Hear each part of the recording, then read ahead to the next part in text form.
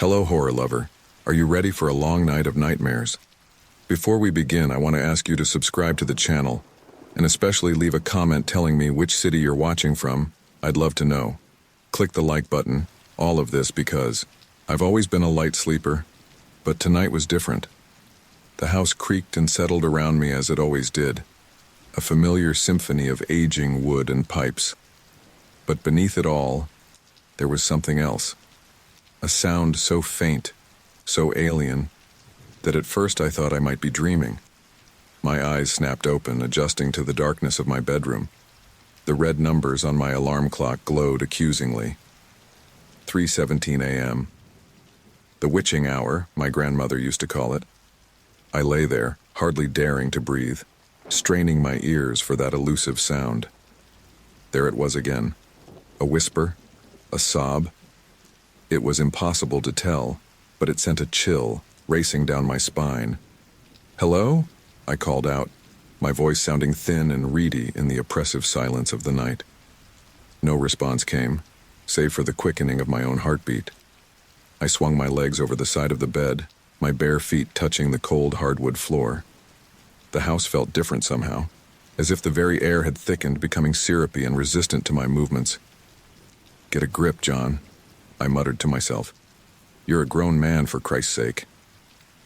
But even as I said it, I couldn't shake the feeling that something was terribly, irrevocably wrong.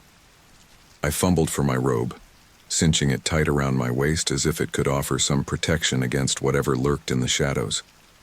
The hallway stretched before me, a tunnel of darkness punctuated only by the faint glow of a nightlight plugged into a distant outlet. I took a tentative step forward, then another. The floorboards creaked beneath my weight, each sound amplified in the stillness of the night. That's when I saw it. A faint, otherworldly glow seeping out from beneath the basement door at the end of the hall. My breath caught in my throat. In the 20 years I'd lived in this house, I'd never once opened that door, never even touched it. It had always been locked, the key long lost to time. But now, as I approached with faltering steps, I could see that the door was slightly ajar. A sliver of sickly greenish light spilled out, painting a thin line across the hallway floor. "This isn't happening," I whispered, my mouth dry as sandpaper. "This can't be real." My hand, seemingly of its own volition, reached out for the tarnished brass doorknob. I expected it to be ice cold, but instead it was warm to the touch, almost feverishly so. As my fingers closed around it, I felt a vibration, a faint tremor that seemed to pulse in time with my racing heart. I stood there for what felt like an eternity, my hand on the knob, paralyzed by indecision. Every instinct screamed at me to turn back, to run to the safety of my room and pretend I'd never seen the unholy light or heard the ghostly whisper. But something deeper, something primal, urged me forward. With a deep breath, I pushed the door open. The hinges screamed in protest, a banshee wail that echoed through the house. I winced, half expecting to wake the neighbors before remembering that I lived alone, had always lived alone. The basement yawned before me, a cavern of absolute darkness save for that sickly glow, which seemed to emanate from everywhere and nowhere at once. The air that rushed out was stale and thick with the scent of damp earth and something else, something I couldn't quite place but that made my stomach churn. "Hello?" I called again, my voice swallowed by the darkness. "Is anyone down there?" Silence answered me, but it was a loaded silence, pregnant with possibility and dread. I took a tentative step onto the landing, my hand groping blindly for a light switch that wasn't there. And then I heard it, clear as day, impossibly close. "Daddy?" A child's voice, sweet and innocent, yet somehow wrong. "Daddy, I'm lost. Can you help me?" I stumbled backward, my heart thundering in my chest. "Who's there?" I demanded, my voice cracking. "This isn't funny. Show yourself."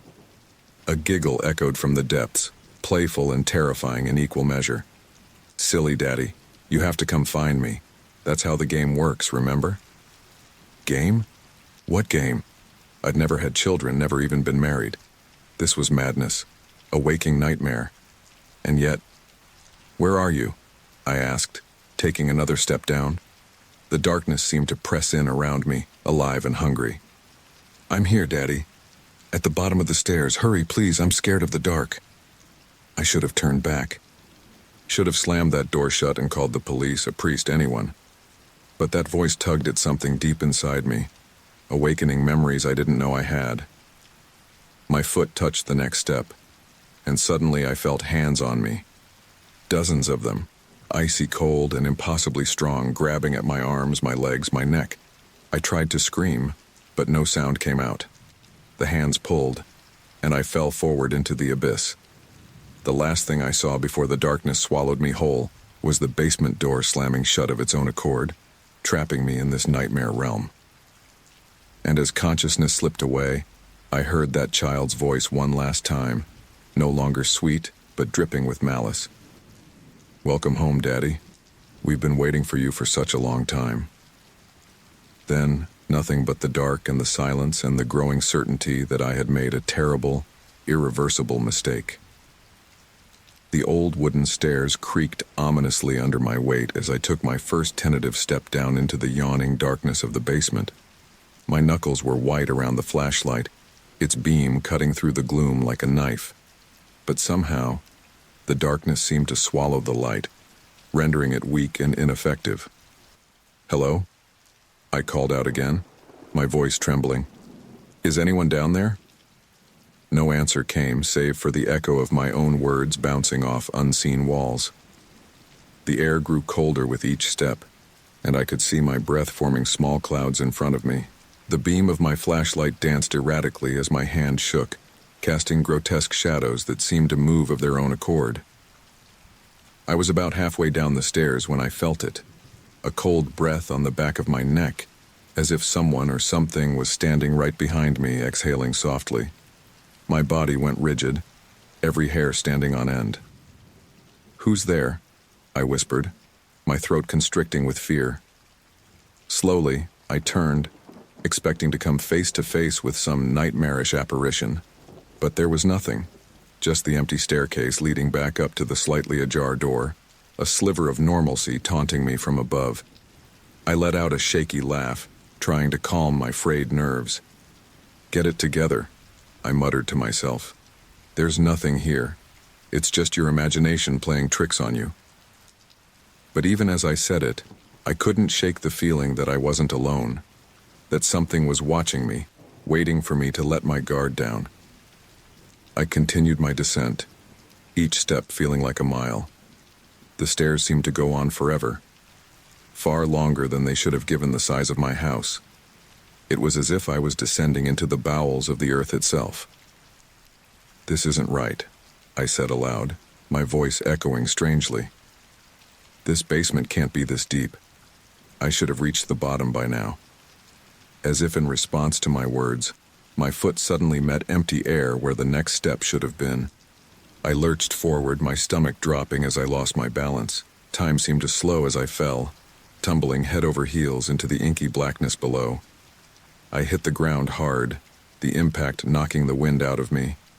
Pain shot through my body as I rolled to a stop, gasping for air. The flashlight flew from my hand, clattering away into the darkness. "No, no, no," I wheezed, frantically patting the ground around me. But it was useless. The flashlight was gone, and with it, my only source of light. I was plunged into a darkness so complete it was almost tangible, pressing in on me from all sides.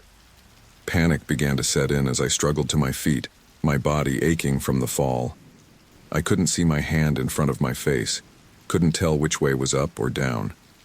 The silence was deafening, broken only by the sound of my ragged breathing and pounding heart. "Help!" I shouted, my voice cracking. "Can anyone hear me?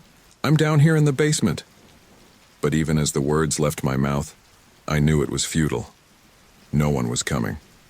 No one even knew I was down here. I took a tentative step forward, arms outstretched, feeling my way through the blackness. The floor beneath my feet felt strange. Not the concrete I expected, but something softer, almost spongy.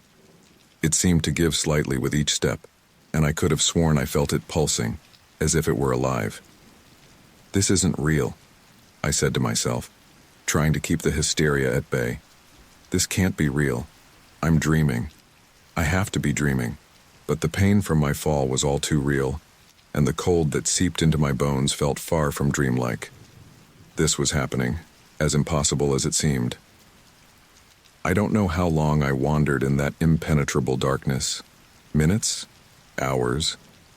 Time seemed to have lost all meaning. My mind began to play tricks on me, conjuring shapes and movement in the blackness. More than once I thought I heard whispers, childlike giggles that sent shivers down my spine. "Who's there?" I called out, my voice hoarse. "Please, if someone's there, say something." And then, just as I was about to give in to despair, I felt it, a small hand grasping mine. The touch was icy cold and somehow wrong, the fingers too long, the skin too smooth to be human. I tried to pull away, but the grip tightened, painfully strong. "Let go!" I yelled, panic rising in my throat. "Who are you? What do you want?" A child's voice answered, but it was distorted, as if coming from underwater or a great distance. "Don't be afraid, Daddy, I'm here to guide you home." "I'm not your father," I said, my voice shaking. "Please, just let me go. I want to leave this place." The hand tugged insistently, pulling me forward. "But you can't leave, Daddy. You've only just arrived, and there's so much to show you." I tried to resist, to pull away, but my feet seemed to move of their own accord, following the guidance of that small, cold hand.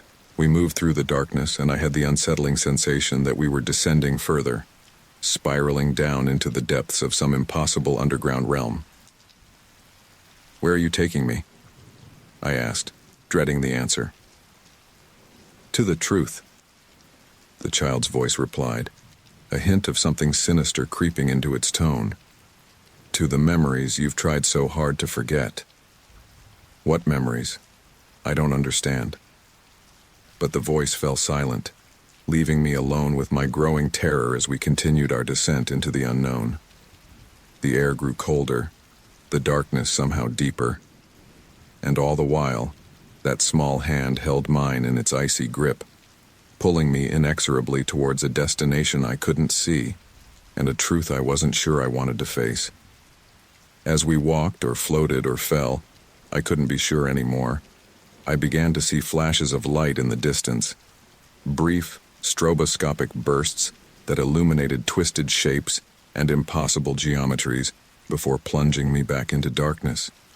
Each flash left an afterimage burned into my retinas, images that made no sense but filled me with a deep, primal dread. "Please," I begged, my voice barely a whisper. "I want to go back. I don't want to see any more." The child's voice came again, closer now, as if whispering directly into my ear. "But Daddy, we've only just begun, and the best part is yet to come." With those ominous words echoing in my mind, we plunged deeper into the abyss, leaving behind the last vestiges of the world I knew. I blinked and the world shifted around me.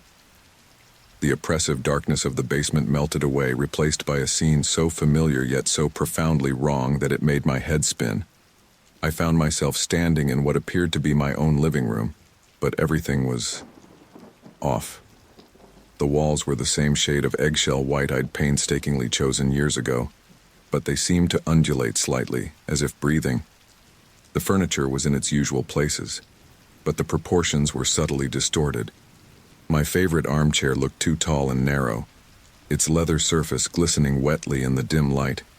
The coffee table was warped, its surface rippling like water whenever I tried to focus on it. "What the hell?" I muttered, rubbing my eyes.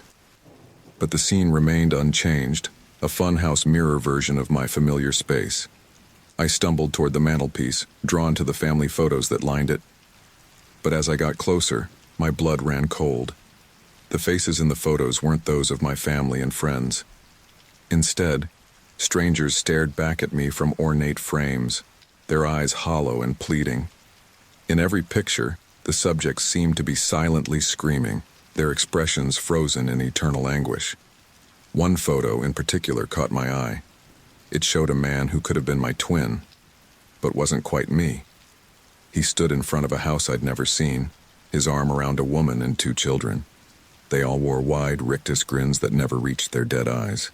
"This isn't real," I said aloud, my voice sounding muffled and distant in the strange room. "This can't be happening." I turned away from the disturbing images, desperate to escape this nightmare.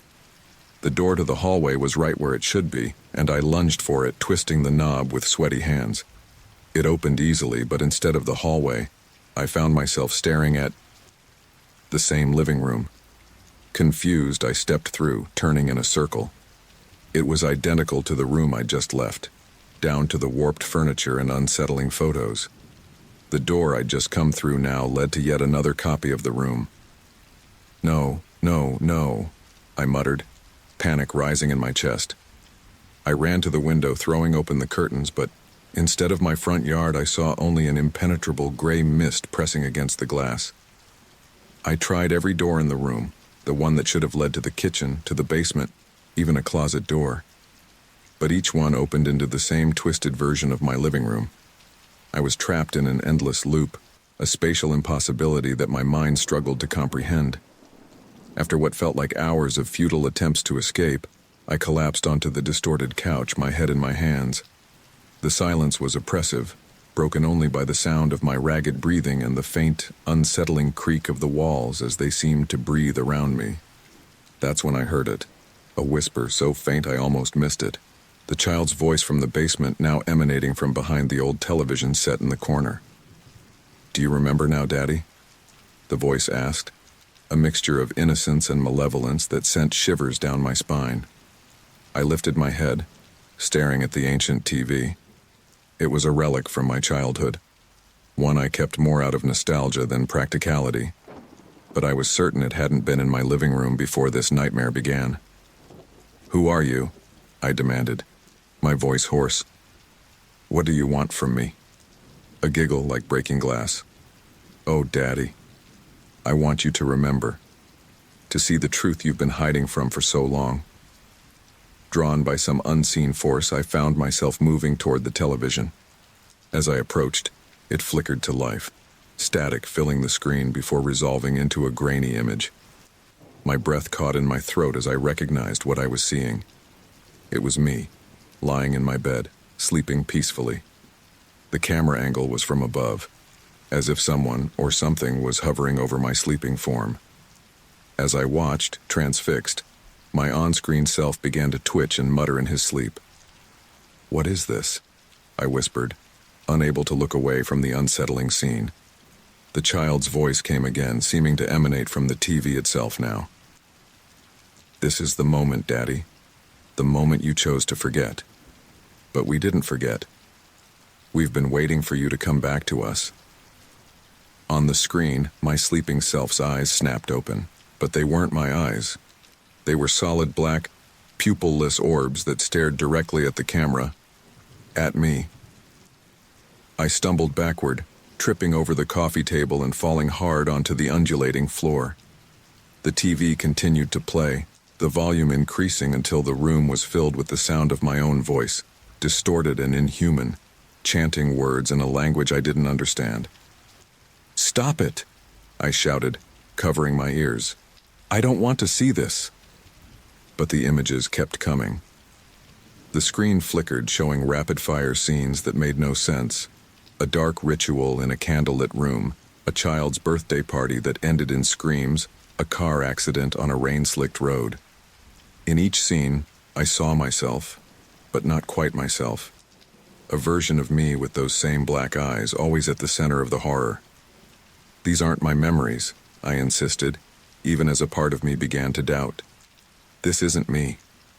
The child's voice laughed, the sound echoing from every corner of the impossible room. "Oh, but it is, Daddy. This is the you you've tried so hard to bury. The you that belongs here, with us." The walls began to bleed, a thick black substance oozing from every surface. The family photos on the mantel came to life, the anguished faces turning to look at me, their mouths opening in silent screams. I scrambled to my feet, desperate to escape, but there was nowhere to go. Every surface was covered in the viscous black liquid, and I could feel it tugging at my feet, trying to pull me in. "Please," I begged. though I didn't know who or what I was begging to. I want to wake up. This has to be a nightmare. The child's voice came one last time, closer now, as if whispering directly into my ear. But Daddy, don't you see? You are awake. More awake than you've been in years. And now it's time to come home. The floor beneath me gave way, and I felt myself falling once again. The twisted living room disappeared, replaced by that all-consuming darkness. As I fell, I caught glimpses of other rooms, other impossible spaces. A kitchen where all the appliances were made of writhing flesh. A bathroom with a mirror that showed a version of me with too many eyes and too many teeth. I screamed, the sound swallowed by the void. And as I fell deeper into this nightmare realm, a terrible realization began to dawn. What if the child was right? What if this wasn't a dream, but a homecoming? What if the life I thought I knew was the real illusion, and this twisted reality was where I truly belonged? The last thing I saw before the darkness took me completely was my own face, reflected in a passing shard of reality. For a moment, just a moment, my eyes were as black as the void that surrounded me. The darkness receded like an ebbing tide, revealing yet another twisted version of my living room. My head spun as I tried to orient myself, but the room seemed to shift and warp with each blink of my eyes. That's when I noticed them. Shadowy figures emerging from the corners, their features indistinct and constantly shifting. At first I thought my eyes were playing tricks on me, but as I watched, frozen in place, the shadows began to take more solid form. They weren't quite human, their proportions slightly off, their movements jerky and unnatural. "Hello?" I called out, my voice trembling. "Who's there?" The shadows didn't respond, but they began to move towards me, their non-existent eyes somehow fixed on my position. Panic surged through me, and without thinking, I turned and ran. I burst through the nearest door, expecting to find the hallway of my home. Instead, I found myself in another living room, identical to the one I'd just left. The shadowy figures were still there, still advancing. "This isn't real," I muttered to myself, trying to calm my racing heart. It can't be real. But the fear coursing through my veins felt real enough. I ran again through another door into another identical room, and another, and another. It was an endless maze, each room a perfect copy of my living room, each one filled with more of those terrifying shadows. "Help!" I shouted, my voice echoing strangely in the impossible space. "Can anyone hear me?" The only response was the soft, shuffling sound of the shadows, always just a few steps behind me. I ran until my lungs burned and my legs ached, but there seemed to be no end to this labyrinth of horrors. As I stumbled into what felt like the 100th identical room, I noticed something different. The wallpaper, which had been a neutral beige in all the previous rooms, was now a deep, angry red. As I watched, horrified, the red began to move, to flow. The walls were bleeding. It wasn't blood, not exactly. The substance was too thick, too black. It oozed down the walls like tar, pooling on the floor and creeping towards me. And it wasn't just flowing, it was reaching, tendrils of the black substance stretching out as if trying to grab me. "No, no, no," I whimpered, backing away. My back hit something solid, and I spun around to find that the door I'd come through had vanished, replaced by more bleeding walls. The shadows were still coming, now joined by this new viscous horror. I was trapped, cornered like an animal. In desperation, I charged at the nearest wall, hoping to break through to find some escape from this nightmare. Instead of the solid impact I expected, I fell through the wall as if it were made of smoke. I tumbled head over heels, landing hard on a cold, smooth surface. As I scrambled to my feet, I realized I was surrounded by mirrors. The room was circular, its walls composed entirely of full-length mirrors. But these weren't ordinary mirrors. Each one showed a different reflection, a different version of me. In one, I saw myself as a child, eyes wide with innocence and wonder. In another, I was a teenager, angry and rebellious. There was a version of me in my 20s, full of ambition and hope. Another in my 30s, worn down by life's disappointments. "What is this?" I asked aloud, my voice bouncing off the mirrored surfaces. As if in response, the reflections began to move independently of me. The child started to cry silently, tears streaming down his face. The teenager turned his back, shoulders hunched in dejection. The 20-something version began to laugh, but it was a hollow, bitter sound. I spun in a slow circle, taking in each version of myself. Some I recognized from memories. Others seemed to be from alternate lives I'd never lived. There was a version of me in a prison jumpsuit, another in a doctor's white coat, yet another in a homeless man's tattered clothes. "Stop it!" I shouted, closing my eyes against the onslaught of possible selves. "This isn't real." When I opened my eyes again, all the reflections had stilled, returning to perfect mirrors of my current self. All except one. Directly across from me was a mirror showing an elderly version of myself. This old man's face was deeply lined, his hair white and thin, but his eyes, my eyes, were sharp and alert. As I watched, transfixed, the old man's lips began to move. No sound came out, but I could read the words he was forming. "Get out," he mouthed, his expression urgent. "Get out?" I repeated, confused. "Get out of where? How?" The old man in the mirror shook his head frantically, mouthing the words again with more urgency. "Get out, get out, get out." Suddenly, the mirror shattered, exploding into a million glittering shards. I threw my arms up to protect my face, but instead of feeling the sting of flying glass, I felt nothing. I lowered my arms cautiously. Where the mirror had been was now a gaping void of absolute darkness. The other mirrors began to crack, spiderweb patterns spreading across their surfaces. The shadows from before began to seep through the cracks, filling the room with their otherworldly presence. The black, tar-like substance from the bleeding walls started to ooze from the corners where the mirrors met. "No," I whispered, backing away from the encroaching horrors. "No, please, no." My back hit the cool surface of a mirror, the only one that remained intact. As the shadows and the black ooze closed in around me, I felt the mirror behind me begin to give way, to soften like water. I had a choice to make: face the terrors in front of me, or take a leap into the unknown behind me. The old man's words echoed in my mind. "Get out." Taking a deep breath, I closed my eyes and let myself fall backward into the mirror. The surface parted like a curtain, and I felt myself plummeting through space. I fell for what felt like an eternity, surrounded by absolute darkness. Just when I thought the fall would never end, I hit something solid with bone-jarring force. Groaning, I opened my eyes. I was back in my living room, the real one this time, I hoped. Everything looked normal, but after what I'd just experienced, I wasn't ready to trust my senses just yet. "Hello?" I called out cautiously. "Is anyone there?" Silence was my only answer. No shadows emerged from the corners. No black ooze seeped from the walls. But as I pushed myself to my feet, I noticed something that made my blood run cold. On the coffee table in front of me was a small shard of mirror. As I watched, it seemed to ripple, like the surface of a pond disturbed by a thrown stone.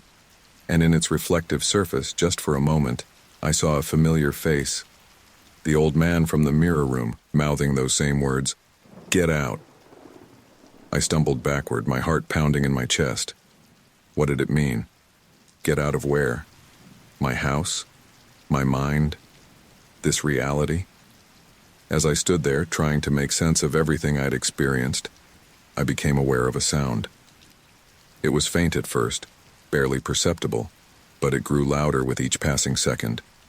It was a whisper, but not just one. It was a chorus of whispers, countless voices all speaking at once in languages I didn't understand. The whispers seemed to be coming from everywhere and nowhere at once, filling the room with their eerie symphony. And as I listened, one word began to emerge from the cacophony, repeated over and over in 1,000 different voices. Others. I spun around, searching for the source of the whispers, but the room remained empty. Yet I couldn't shake the feeling that I wasn't alone, that I was being watched by countless unseen eyes. "Who are you?" I shouted into the empty room. "What do you want from me?" The whispers grew louder, more insistent, but that one word remained clear. Others. Others. Others. As the sound reached a crescendo, the room began to darken again, shadows creeping in from the edges of my vision. I knew then that my ordeal was far from over. Whatever these others were, whatever this nightmare realm was, it wasn't done with me yet. With a sense of grim determination, I braced myself for whatever was coming next. I had survived the maze of rooms, the bleeding walls, and the mirror room. Whatever these others had in store for me, I would face it. As the darkness closed in once more, I whispered to myself, "Bring it on." The whispers surged one last time, and then everything went black. The fall seemed endless, a plummet through layers of consciousness and reality.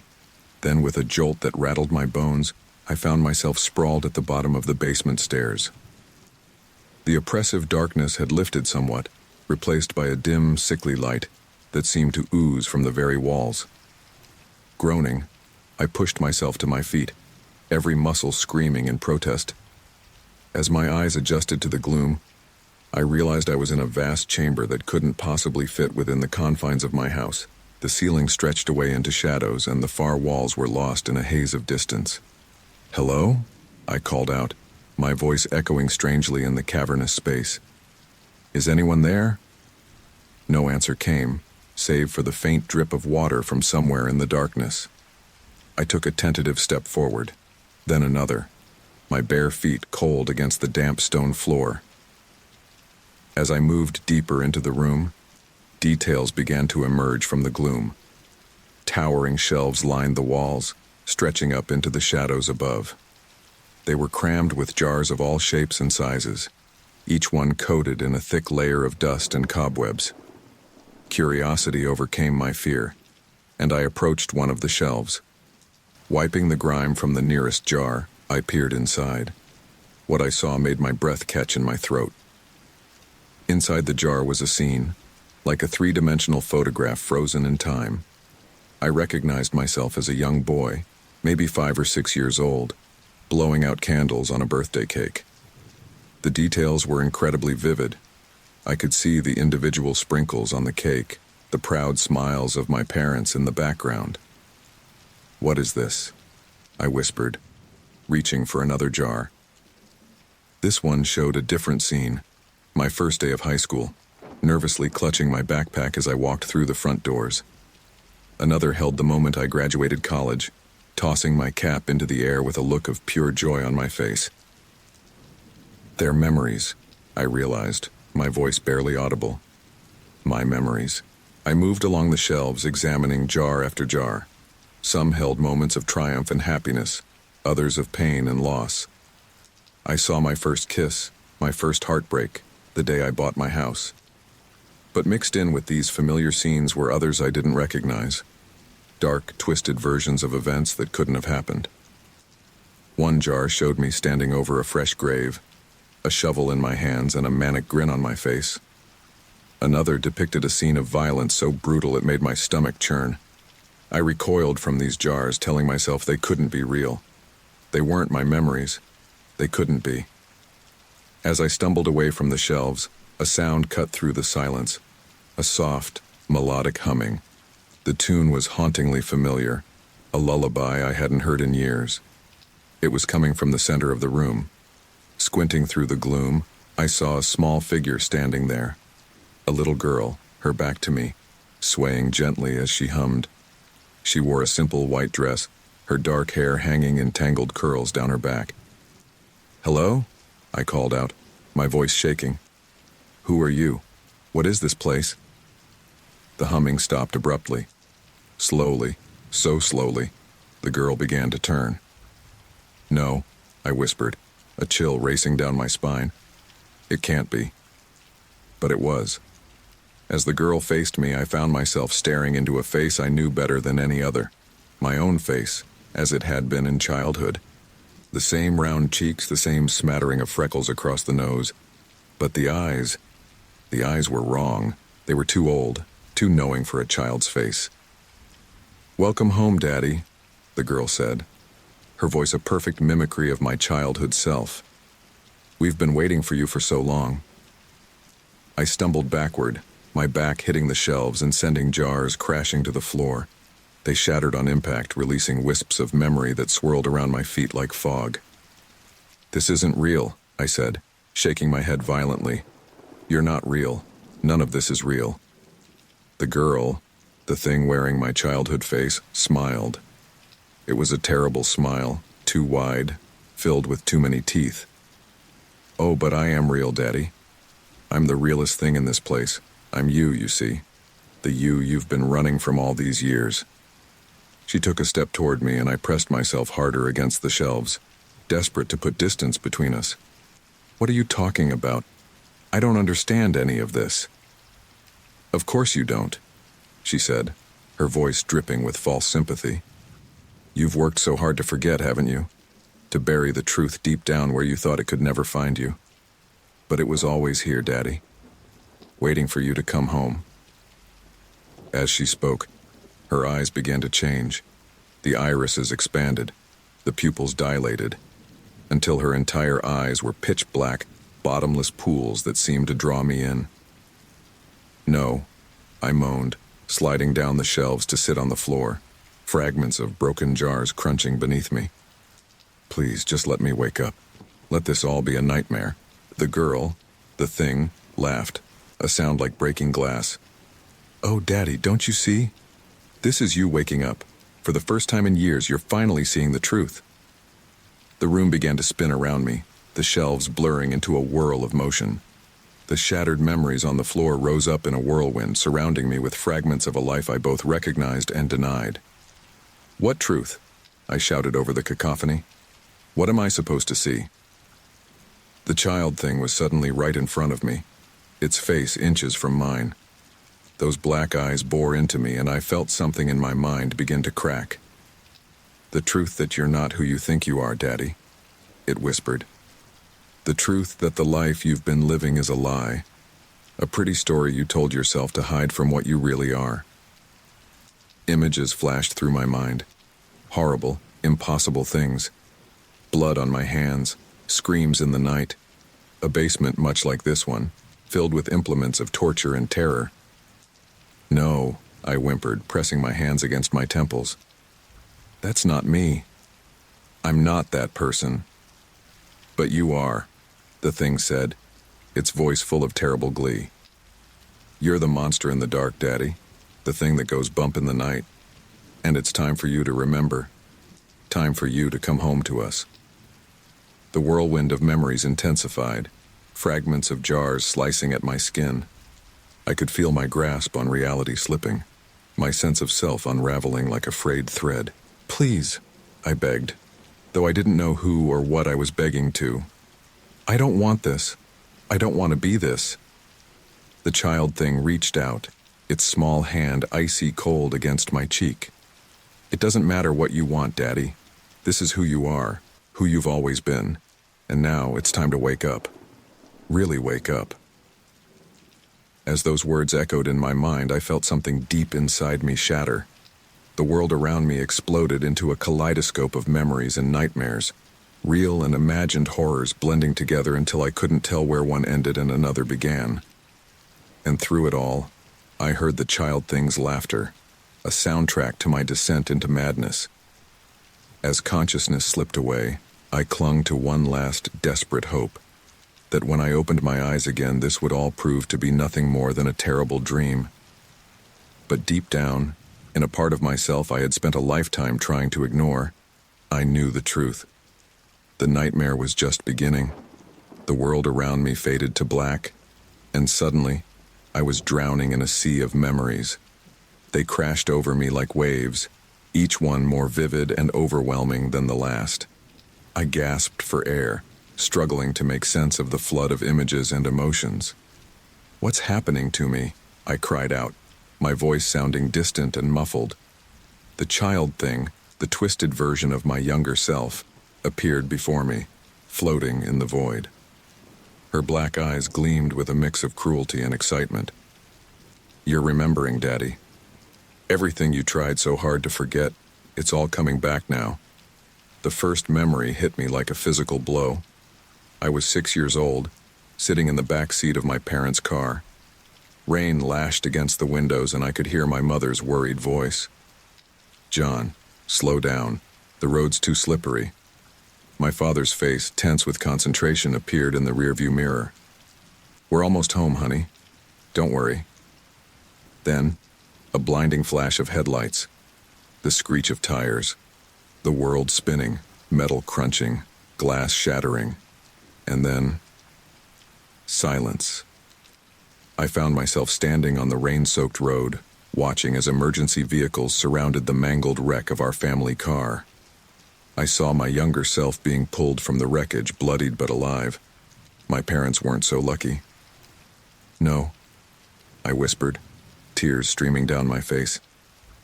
I'd forgotten. How could I forget this? The child thing appeared beside me, her cold hand slipping into mine. "This is where it all began, Daddy, the moment you started to change." The scene shifted, and I was in a hospital room. My younger self lay in a bed, covered in bandages, staring blankly at the wall. A doctor stood at the foot of the bed, speaking in hushed tones to a woman I recognized as my aunt. "The physical wounds will heal," the doctor was saying. "But the psychological trauma, it's hard to say. Some children never fully recover from experiences like this." My aunt nodded, her eyes brimming with tears. "What can we do for him?" The doctor sighed. "Love him, support him, and be prepared. Sometimes trauma like this can manifest in unexpected ways." I watched as the scene faded, replaced by a series of rapid-fire images. My younger self, growing up under my aunt's care. But there was something off about each memory, a darkness lurking at the edges that I'd never noticed before. I saw myself torturing small animals, a look of fascination on my young face as I inflicted pain. I watched as I bullied other children, not with the typical roughhousing of youth, but with a calculated cruelty that made my stomach churn. "Stop it," I begged, trying to turn away from the memories. But they surrounded me, inescapable. "This isn't me. It can't be me." The child thing laughed, the sound echoing in the void. "Oh, but it is you, Daddy. The real you. The you that's been hiding all these years." The memories continued to unfold. I saw myself growing older, the darkness inside me growing stronger. There were moments of normalcy, even happiness, but they were always tinged with that underlying wrongness. Then I found myself standing in a familiar basement. But it wasn't the nightmare version I'd been trapped in. This was a real place, a place I'd tried to forget. My teenage self stood in the center of the room, surrounded by tools and implements that made my blood run cold. And there, tied to a chair, was a young woman. Her eyes were wide with terror, pleading silently for mercy. "No," I moaned, sinking to my knees. I couldn't have." But I watched helpless as my younger self approached the woman, a wicked gleam in his eyes. What followed was too horrible to describe, a symphony of pain and cruelty that seemed to last an eternity. When it was over, my teenage self looked directly at me, as if he could see through time. His eyes were black, just like the child things. "This is who we are," he said, his voice a perfect match for my own. "This is what we're capable of." I retched, my mind reeling from the horror of what I'd witnessed. "Why?" I screamed into the void. "Why did I do these things? Why can't I remember?" The child thing appeared again, her face a mask of false sympathy. "Because you chose to forget, Daddy. You locked it all away deep in the basement of your mind. You created a new life, a new identity. But the truth was always here, waiting for you to come home." The memories began to slow, scenes from my adult life playing out before me. I saw myself living a normal life, working a respectable job, being a good neighbor and friend. But now I could see the cracks in the facade, the moments when the darkness threatened to break through. "I don't understand," I said, my voice hoarse. "If I did all those terrible things, why didn't I get caught? Why am I free?" The child thing smiled, a terrible, knowing smile. "Who says you're free, Daddy? Who says this isn't just another prison you've built for yourself?" As the last memory faded away, I found myself back in the basement, surrounded by the shattered remains of the memory jars. The child thing was gone, and I was alone with the weight of my newfound knowledge. I slumped against the wall, my mind struggling to process everything I'd seen. The person I thought I was, had it all been a lie? A carefully constructed fiction to hide from the monster I truly was? "No," I said aloud, my voice echoing in the empty room. "There has to be more to it. There has to be a reason." But even as I said it, I could feel the darkness stirring inside me, awakened by the flood of memories. It whispered to me, promising power and freedom if I would just embrace my true nature. I pressed my hands against my temples, trying to shut out the voice. "I won't," I growled. "I'm not that person anymore. I can't be." But the doubt lingered, a seed planted in fertile soil. I had hidden from the truth for so long, buried it so deep that I'd convinced even myself. Now that I knew, could I ever go back to the life I'd built? As I sat there, surrounded by the fragments of my shattered past, I realized that my journey was far from over. The basement door had been opened, the secrets revealed, but the real challenge lay ahead. Could I face the monster inside me and emerge victorious? Or would I succumb to the darkness, becoming the very thing I feared most? With a deep breath, I pushed myself to my feet. Whatever lay ahead, I knew I couldn't stay in this basement of memories any longer. It was time to move forward, to face whatever twisted challenges this nightmare realm had in store for me. As I climbed the stairs, leaving the shattered remnants of my past behind, I couldn't shake the feeling that the worst was yet to come. The basement door had been opened, and there was no closing it now. The realization of my true nature weighed heavily upon me as I ascended the basement stairs. Each step felt like a battle against gravity, against the pull of those dark memories trying to drag me back down. But I pressed on, driven by a desperate need to escape this nightmare realm, to find some way back to the life I knew, or thought I knew. As I reached the top of the stairs, I found myself not in my familiar living room, but in a vast, shadowy space that seemed to shift and change with each blink of my eyes. Bookshelves lined the walls, stretching up into darkness, their contents a blur of indistinct shapes and colors. "Hello?" I called out, my voice echoing in the cavernous room. "Is anyone there?" Silence was my only answer. I moved cautiously through the space, my eyes darting from side to side, searching for any sign of an exit. The floorboards creaked beneath my feet, each sound amplified in the oppressive quiet. As I ran my hand along one of the bookshelves, I felt something give way beneath my fingers. A soft click echoed through the room, and a section of the shelf swung inward, revealing a hidden door. Hope surged through me. "This is it," I whispered to myself. "This has to be the way out." Without hesitation, I yanked the door open, ready to sprint to freedom. But what lay beyond was not the exit I had hoped for. Instead, I found myself staring down a long, narrow corridor. The walls were a stark white, almost painful to look at, and lined with doors on both sides. Each door was identical, a simple wooden affair with a brass knob, save for one detail. Each bore a small plaque, and on each plaque was etched a year. "What is this place?" I muttered, taking a tentative step into the corridor. The door nearest to me bore the year of my birth, the one across from it, the year after. As I moved down the hallway, the years progressed, marching steadily through my life. Curiosity overcame my desire to escape.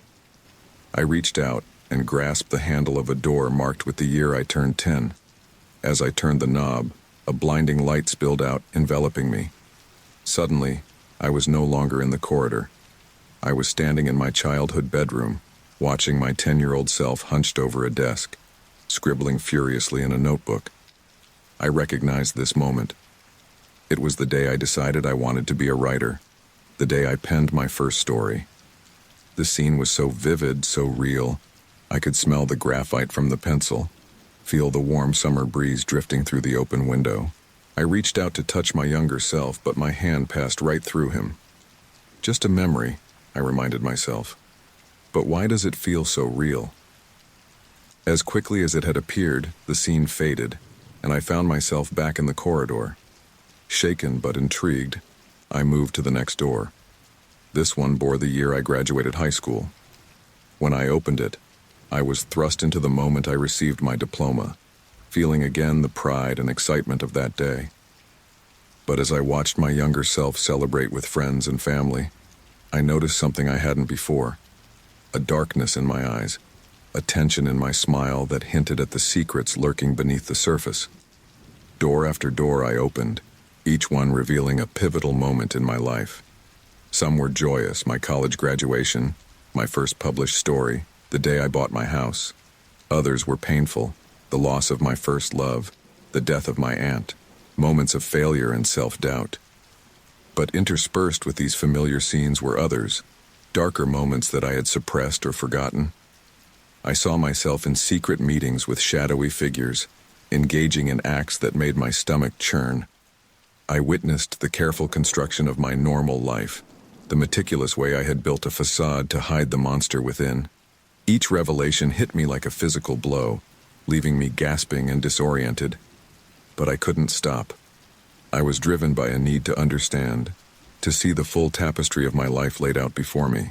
As I neared the end of the corridor, the memories became more recent, culminating in the events that had led me to this nightmare realm. I saw myself entering my house that fateful night, feeling the first stirrings of unease that had blossomed into full-blown terror. Finally, I reached the last door. Unlike the others, this one was slightly ajar, a bright, white light spilling out from the crack.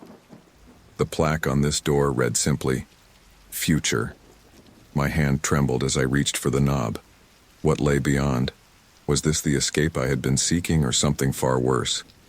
Before I could open the door, a familiar voice spoke from behind me.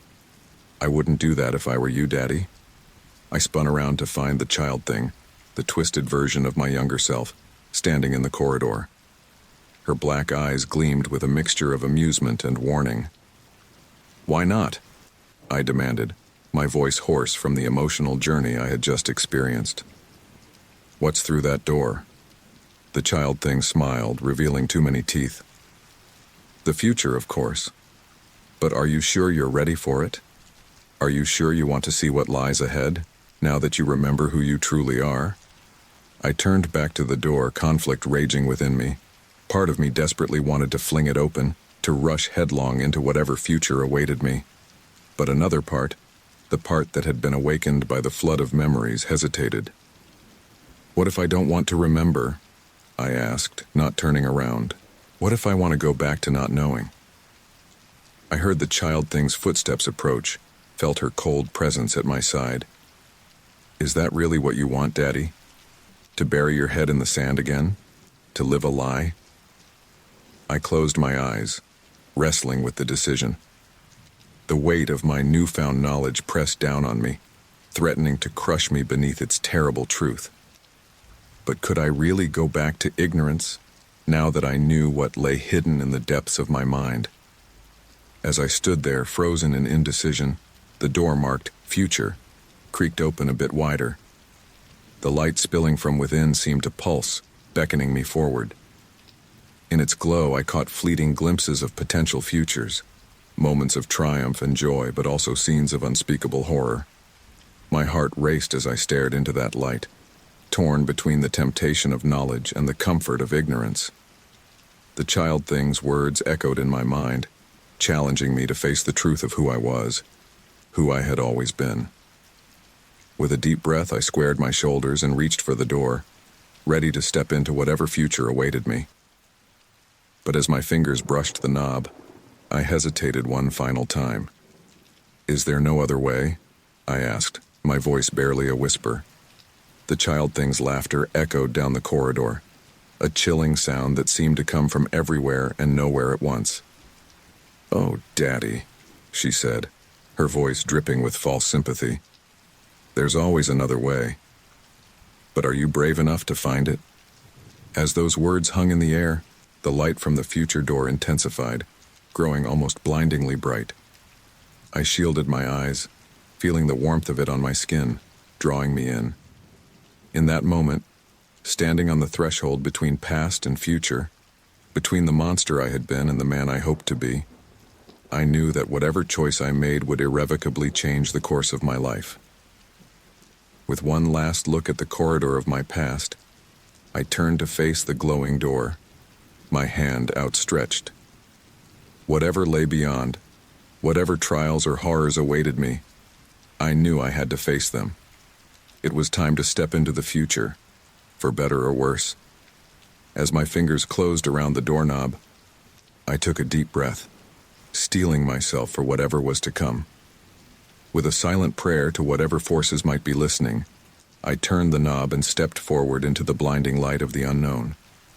The moment my hand closed around the doorknob of the future door, a surge of energy coursed through my body. It was as if every cell in my being was suddenly electrified, alive with possibility and potential. I took a deep breath, steeled my nerves, and pushed the door open. As I stepped through, I heard a deafening crack behind me. Spinning around, I watched in horror as the corridor I had just left began to crumble away into nothingness. The doors of my past shattered like glass, each year of my life disappearing into a void of swirling darkness. No turning back now, I muttered to myself, a mix of fear and determination in my voice. The space I now occupied was unlike anything I had experienced before. It was a vast white expanse that seemed to stretch infinitely in all directions. There was no up or down, no left or right, just an all-encompassing blankness that threatened to swallow me whole. Suddenly, the ground beneath my feet began to shake violently. Cracks appeared in the white surface, spreading like spider webs across the infinite plain. Reality itself seemed to be splintering, fracturing under the weight of my choice. "What's happening?" I shouted, my voice swallowed by the void. As if in answer, two figures materialized before me. On one side stood my past self, the innocent child I once was, before trauma and darkness had twisted my path. On the other side was a version of me I didn't recognize, older, wiser, with eyes that held both great pain and profound understanding. "Who are you?" I asked the older figure, though deep down I already knew the answer. "I'm you," the future self replied, his voice resonating with a strength I didn't feel. "Or rather, I'm who you could become." The child version of me spoke up, his voice small but clear. "And I'm who you were, who you've tried so hard to protect all these years." I looked between them, feeling pulled in two directions at once. "I don't understand. What's going on?" The future self stepped forward, placing a hand on my shoulder. The touch sent a jolt through me, memories of a life not yet lived flashing before my eyes. "You've made a choice," he said. "To face the truth, to confront who you are, all of who you are. Now, you must integrate. Past, present, and future must become one." "But how?" I asked, panic rising in my throat. "How can I reconcile who I was with who I've become, with what I've done?" The child me moved closer, taking my hand in his small one. "By accepting all of it," he said, wisdom beyond his years in his eyes. "The good and the bad, the light and the dark, it's all part of you." As they spoke, the shaking intensified. The cracks in reality grew wider, deep fissures forming in the white expanse. I could feel myself being pulled apart, my very essence threatening to scatter to the winds. "I'm afraid," I admitted, my voice barely a whisper. "Of course you are," the future self said, his tone gentle. "But courage isn't the absence of fear. It's acting in spite of it." The child nodded in agreement. "We've been afraid for so long. Afraid of the truth, afraid of ourselves. It's time to be brave." As they spoke, I felt a change beginning within me. It started as a warmth in my chest, spreading outward to my limbs. The child me began to glow with a soft golden light. The future self shimmered with a silvery radiance, and I, caught between them, felt myself becoming translucent, a bridge between past and future. "What's happening to us?" I gasped, watching as the boundaries between our forms began to blur. "We're becoming whole," the future self explained, his voice growing fainter as his form began to merge with mine. Past, present, and future, united at last. The child me smiled up at me, his form also beginning to fade. "Don't be scared," he said. "This is who we were always meant to be." As they spoke, their bodies seemed to dissolve into pure light, streaming into me from both sides. With each passing second, I felt myself changing, growing, becoming more than I had been before. Memories flooded my mind, not just of my past, but of a future not yet lived. I saw triumphs and failures, moments of great joy and deep sorrow, all blending together into a tapestry of human experience. The pain was excruciating. My body and mind stretched to their limits as they tried to contain the vastness of what I was becoming. I fell to my knees, crying out as wave after wave of sensation washed over me. "I can't do this," I screamed into the void. "It's too much." But even as I cried out, I felt a strength growing within me. The fear and doubt that had plagued me for so long began to fade, replaced by a deep, unshakable sense of self. I was no longer running from my past or hiding from my future. I was all of it, the good and the bad, the light and the dark. As the merging neared its completion, I heard a familiar voice echoing through the white expanse. It was the little girl, my twisted younger self, speaking one last time. "Remember," she said, her voice fading like a distant memory. "Remember all of it." With those words, the world around me exploded into blinding white light. I felt myself falling, tumbling through layers of reality, each one shattering like glass as I passed through it. Time seemed to lose all meaning. I could have been falling for seconds or for centuries. Then, with a jolt that knocked the breath from my lungs, I found myself lying on a cold, hard surface. Groaning, I opened my eyes, blinking against the dim light. As my vision cleared, I realized where I was, at the bottom of the basement stairs in my house. I sat up slowly, every muscle in my body aching as if I'd run a marathon. The basement looked exactly as it had when this nightmare began, but something felt different. The air seemed clearer somehow, the shadows less menacing. "Hello?" I called out, my voice hoarse. "Is anyone there?" Silence was my only answer. I stood up carefully, testing my balance. As I did, I caught sight of my reflection in a dusty old mirror propped against the wall. The face that looked back at me was my own, but changed. My eyes held a depth I'd never seen before, filled with both great sorrow and profound understanding. I reached out, touching the mirror's surface. "Who am I now?" I whispered. As if in answer, a flood of memories washed over me. But these weren't just the memories of my past. They were the experiences of the child I had been, the man I was now, and the person I could become. All of it, the entire spectrum of my existence, laid out before me in perfect clarity. I remembered the trauma that had shaped me, the darkness I had embraced, and the lies I had told myself. But I also remembered moments of kindness, flashes of the good person I had always had the potential to be. And more than that, I saw the path forward, a future where I could use my experiences, both good and bad, to make a difference in the world. The weight of this knowledge was almost overwhelming, but I no longer felt crushed by it. Instead, I felt a sense of peace, of acceptance. For the first time in my life, I was truly whole. As I stood there, coming to terms with my new reality, I heard the creak of the basement door opening above me. A shaft of sunlight cut through the gloom, and a voice called down, a voice I recognized. but couldn't quite place. "Are you ready to come up now?" the voice asked. "It's time to face the world." I took a deep breath, steeling myself for whatever lay ahead. The journey through my mind had been harrowing, but I knew it was just the beginning. The real challenge would be living with this new understanding, using it to reshape my life and make amends for the wrongs I had done. "Yes," I called back, my voice stronger than it had ever been. "I'm ready."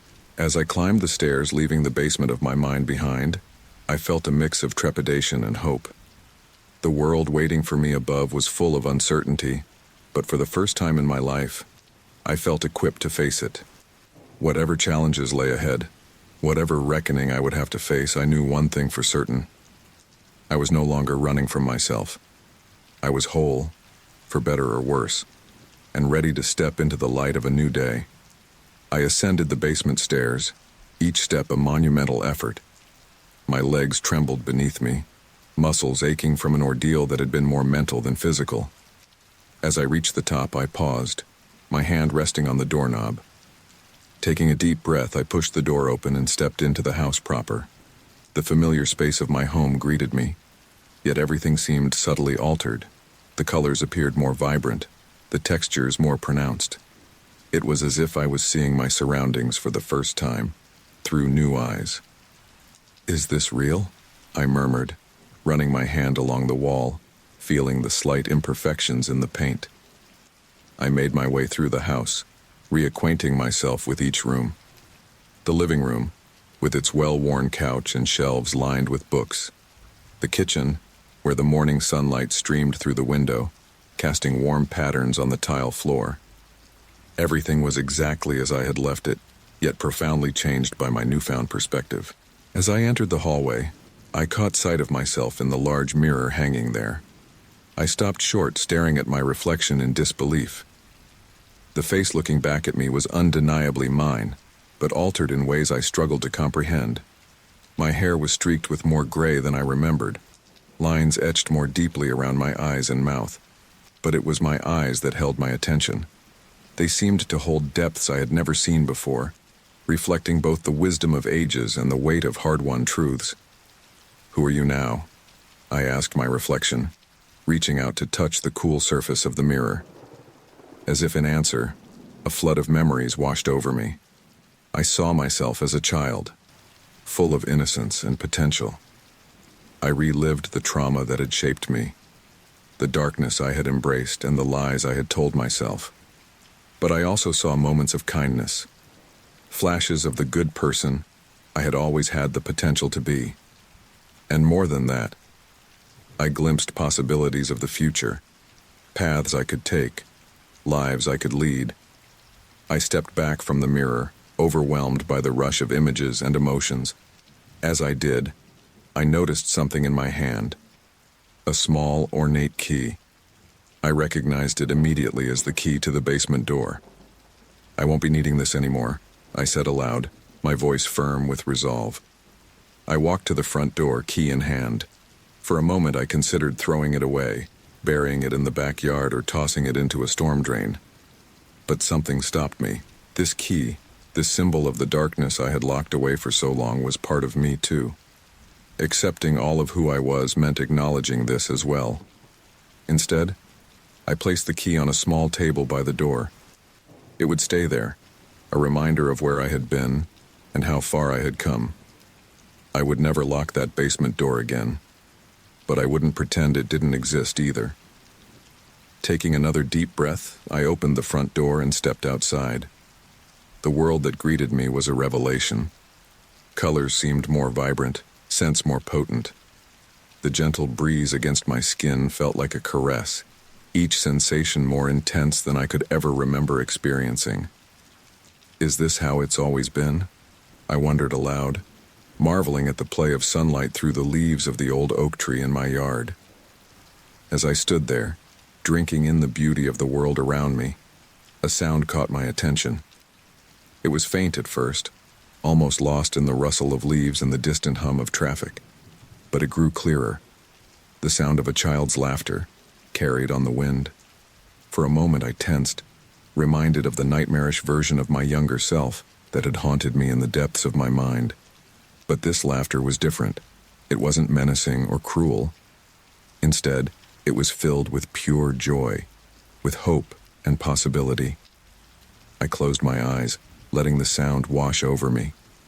In that laughter, I heard echoes of my own childhood, of the innocence I had lost and the potential I still carried within me. It was a reminder that even after everything I had been through, there was still room for joy in my life. As the laughter faded, I opened my eyes, feeling a sense of purpose settle over me. I knew that the road ahead wouldn't be easy. I had a lifetime of choices to account for, relationships to mend and amends to make. But for the first time in as long as I could remember, I felt ready to face those challenges. One step at a time, I said to myself, taking a tentative step off my porch and onto the sidewalk. As I began to walk, no particular destination in mind, I found myself really noticing my neighbors for the first time. Mrs. Johnson, watering her prized roses. Mr. Patel, retrieving his morning newspaper. Faces I had seen 1,000 times before but had never truly looked at. "Good morning," Mrs. Johnson called out, waving her free hand. I waved back, a genuine smile spreading across my face. "Good morning, Mrs. Johnson. Those roses are looking beautiful." She beamed at the compliment, and I felt a warmth spread through me. Such a simple interaction, yet it felt profound in its normalcy. As I continued my walk, I found myself drawn to the small park at the end of our street. It was early enough that the place was mostly empty, save for a few joggers and dog walkers. I settled onto a bench, watching as the world around me came to life. A young mother pushed a stroller past, her baby cooing happily. An elderly couple walked hand in hand, moving slowly but with a comfort born of years together. A group of children raced to the playground, their shouts of excitement filling the air. Watching them, I felt a pang in my chest. How much had I missed, locked away in my own internal struggles? How many moments of simple human connection had I let slip by? "It's not too late," I whispered to myself. "There's still time to make things right." As if in response to my thoughts, a small boy broke away from the group at the playground and came running in my direction. He couldn't have been more than 5 or 6, with tousled brown hair and bright, curious eyes.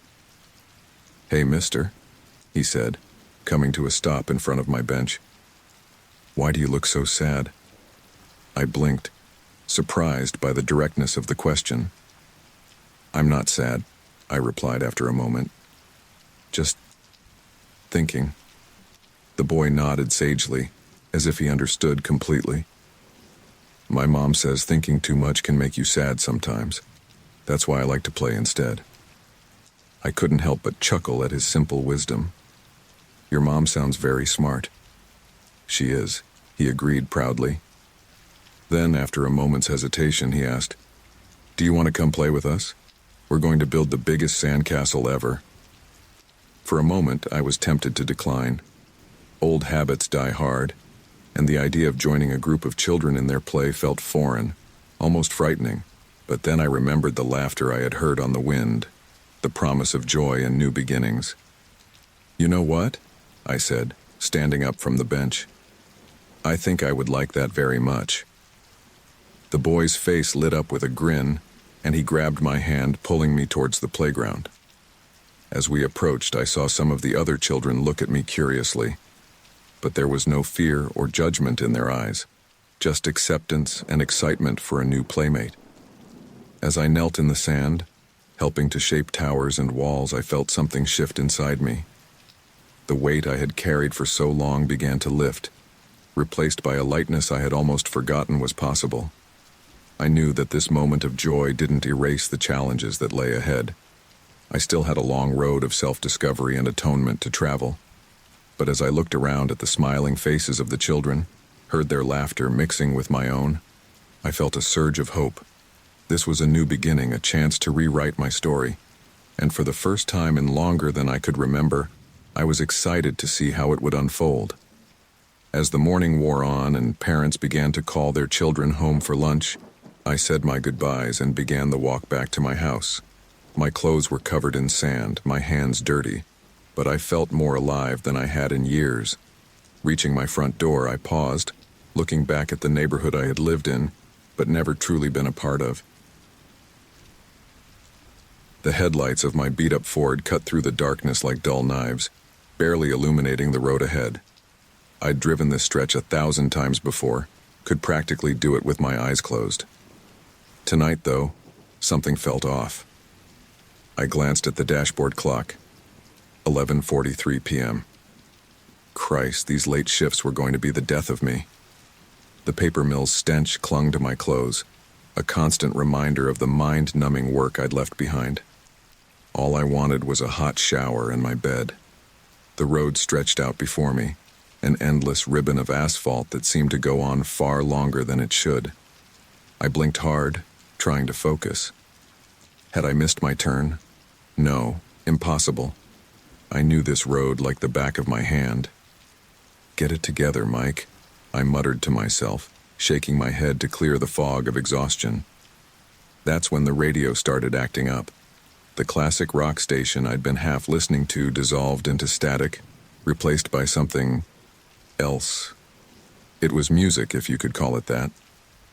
Discordant notes plucked at random, punctuated by what sounded like whispers just below the threshold of understanding.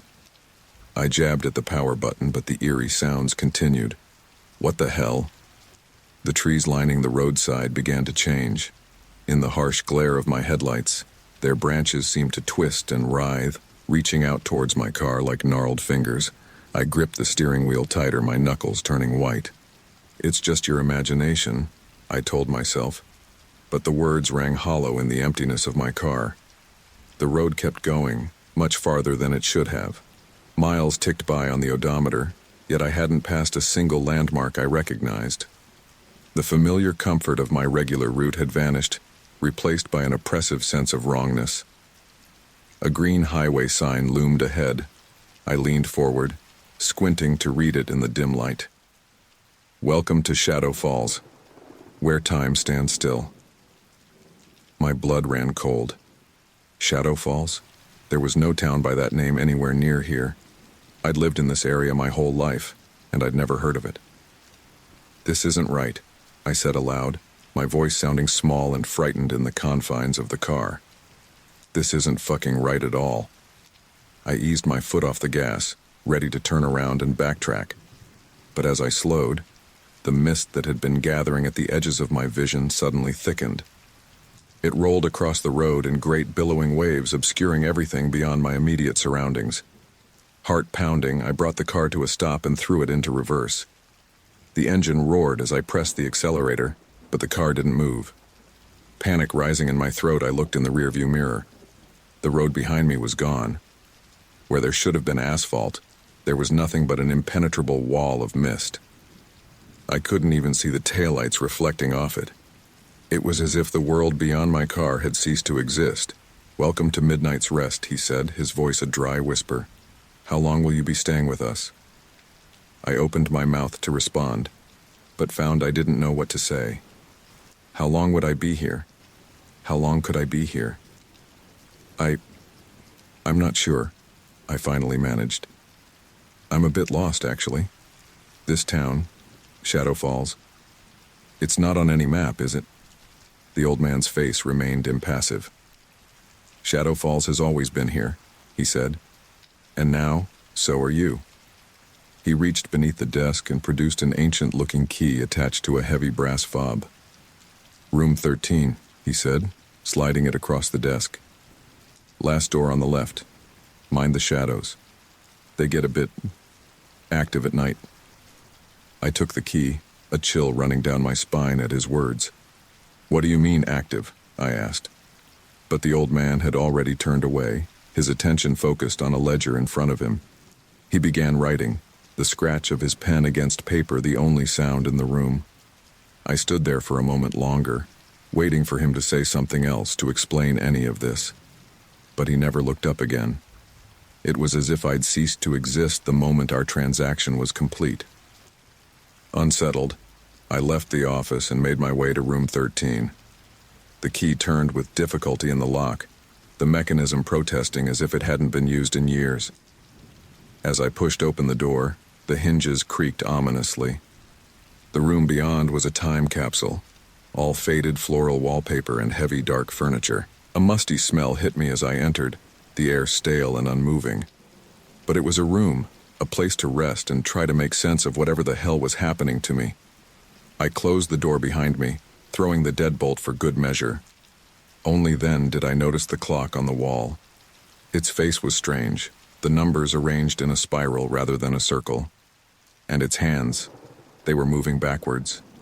As I watched, transfixed, the second hand ticked counterclockwise, each movement accompanied by a sound too loud in the quiet room.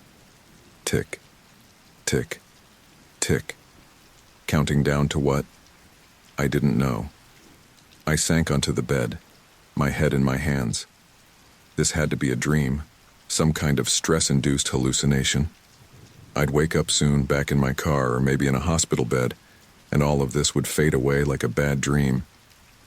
But as I sat there, listening to the backwards ticking of that impossible clock, a part of me knew the truth. This was real. Somehow, some way, the road I knew so well had led me to a place that shouldn't exist. And now, I was trapped here, in this room, in this town, with no idea how to get back to the world I knew. As if to punctuate this realization, I heard a sound from within the walls, a whisper, too faint to make out words, but undeniably there. It was joined by another, then another, a chorus of muffled voices rising and falling like waves, and beneath it all a scratching sound like something trying to claw its way out, or maybe trying to claw its way in. The screech of tires pierced the eerie silence as I slammed on the brakes, my heart pounding in my chest. This wasn't right. None of this was right. I had to get out of here, back to the familiar world I knew. Okay, Mike, get it together, I muttered to myself, knuckles white on the steering wheel. Just turn around and drive. You'll find your way back. I threw the car into reverse, the engine growling as I pressed down on the accelerator. But as I turned to look behind me, my blood ran cold. Where the road should have been, there was nothing but an impenetrable wall of darkness. It was as if the world simply ended a few feet behind my car. No, I whispered, then louder. No, this isn't happening. I shifted back into drive and crept forward, eyes darting frantically from side to side. The buildings loomed over me, their windows dark and lifeless. The whole town seemed to be holding its breath, waiting. With trembling hands, I reached for my phone. The screen lit up, casting a harsh glow in the darkness of my car. No signal, not even a single bar. Just that strange symbol where the network indicator should be. Come on, I pleaded, holding the phone up to the window, desperate for even the weakest connection. Nothing. I was cut off, isolated in this impossible place. I tossed the useless device onto the passenger seat and gripped the wheel again. There had to be a way out. There had to be. Slowly, I began to drive through the empty streets of Shadow Falls. Each turn brought me deeper into the heart of the town, past buildings that looked like they hadn't seen a living soul in decades. Victorian mansions with peeling paint and sagging porches. Art Deco theaters with faded marquees advertising shows that had never been. Squat, brutalist structures of concrete and steel, their purposes unknowable. The silence was oppressive, broken only by the rumble of my engine and the crunch of my tires on the neglected asphalt. No birds, no distant traffic, no hum of electricity. Just the dead quiet of a place long abandoned. As I passed a particularly decrepit church, its steeple listing dangerously to one side, movement caught my eye. A figure, darker than the surrounding night, darted across the road in front of me. I slammed on the brakes again, my seatbelt cutting into my chest as I jerked forward. "Hey," I called out, my voice sounding small and frightened in the emptiness. "Is someone there? I need help." But there was no response. Whatever I had seen was gone, vanished into the shadows as quickly as it had appeared. And yet, I couldn't shake the feeling that it hadn't been human. It had moved too quickly, too fluidly. like a living shadow.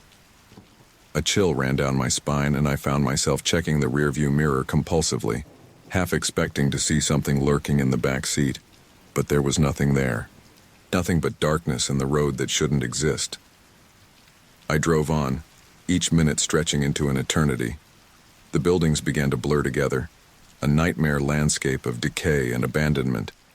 I was lost, hopelessly lost in a town that had no right to exist. Just as despair threatened to overwhelm me, I saw it, a flickering neon sign, its pale blue light cutting through the gloom like a beacon.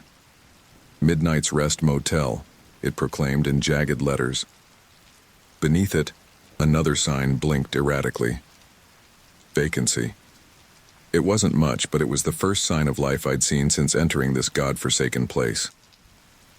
I pulled into the parking lot, gravel crunching under my tires.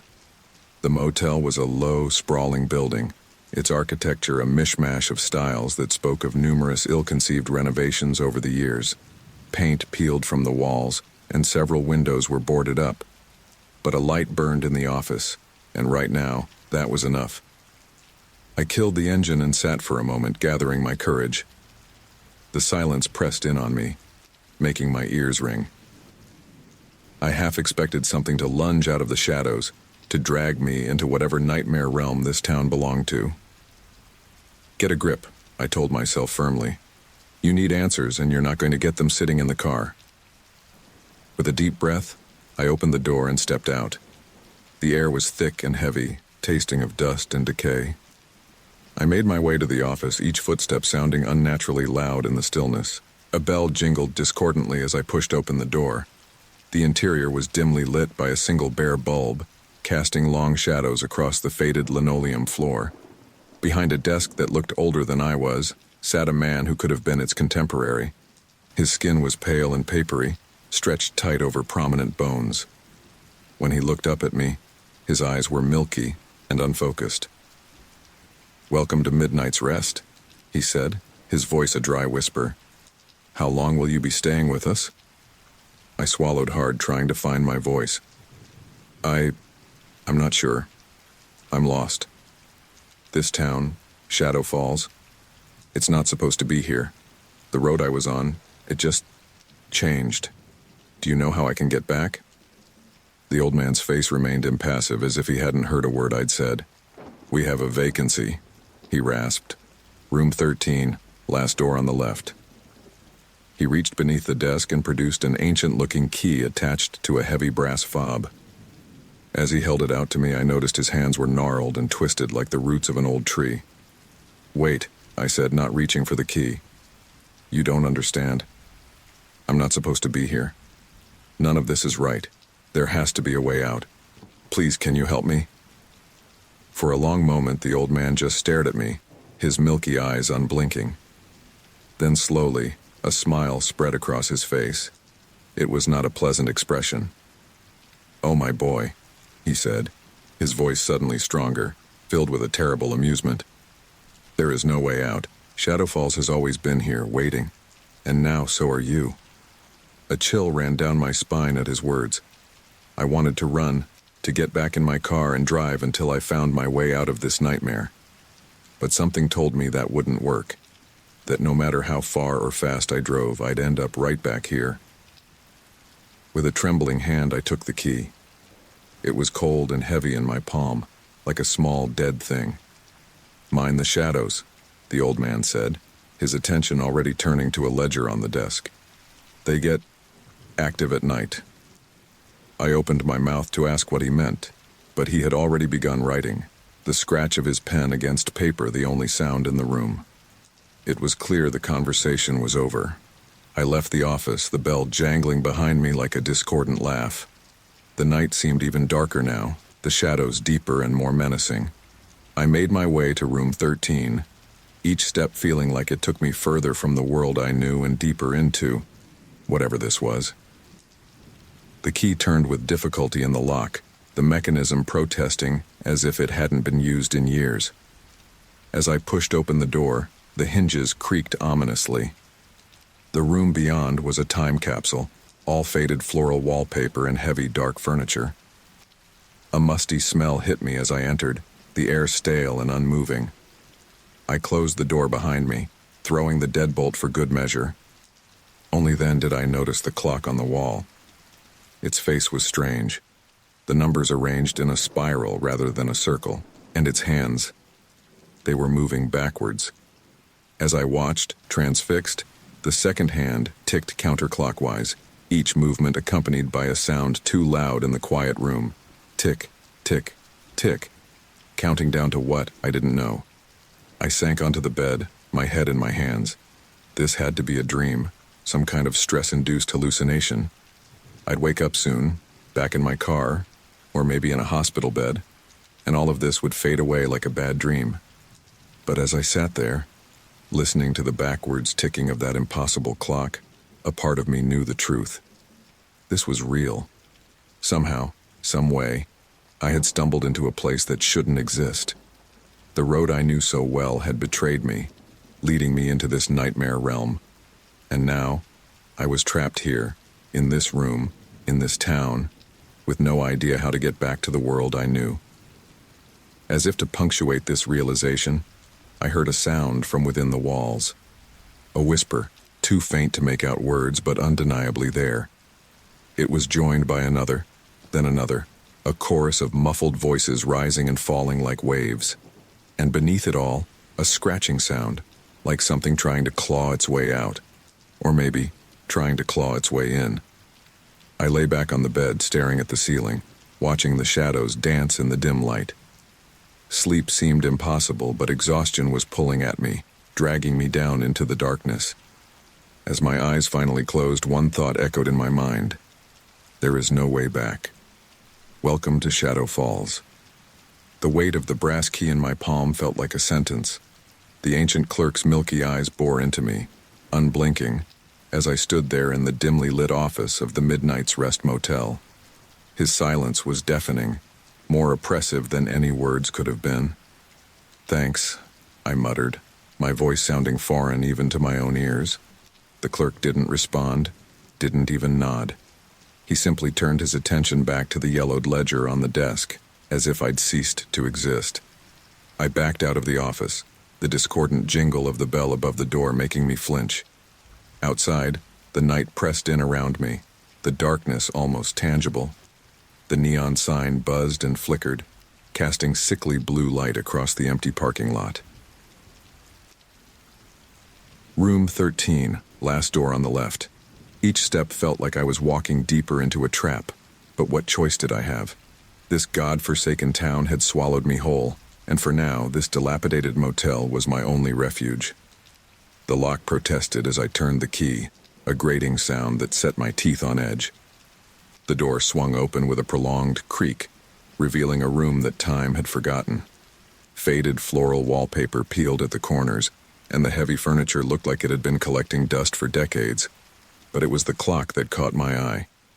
Mounted on the wall opposite the bed, its face was unlike anything I'd ever seen. The numbers spiraled inward, and the hands, they were moving backward. "What the hell?" I whispered, approaching it cautiously. The ticking was too loud in the silent room, each counterclockwise movement of the second hand feeling like a countdown. But to what? I tore my gaze away from the impossible clock and sank onto the bed. The springs creaked ominously beneath me, and a musty smell rose from the faded comforter. Sleep seemed like an impossibility, but exhaustion pulled at my limbs, my eyelids growing heavy despite the strangeness surrounding me.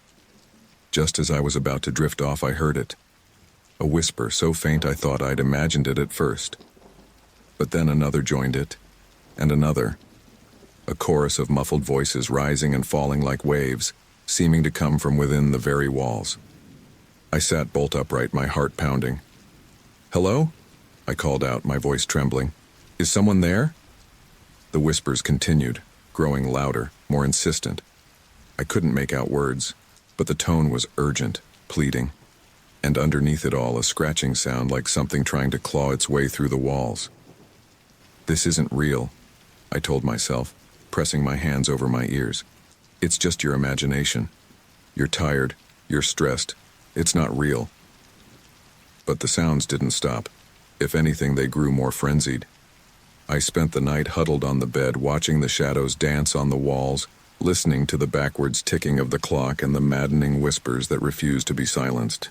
I must have dozed off at some point, because the next thing I knew, pale gray light was filtering through the grimy window. For a blissful moment, I thought it had all been a nightmare.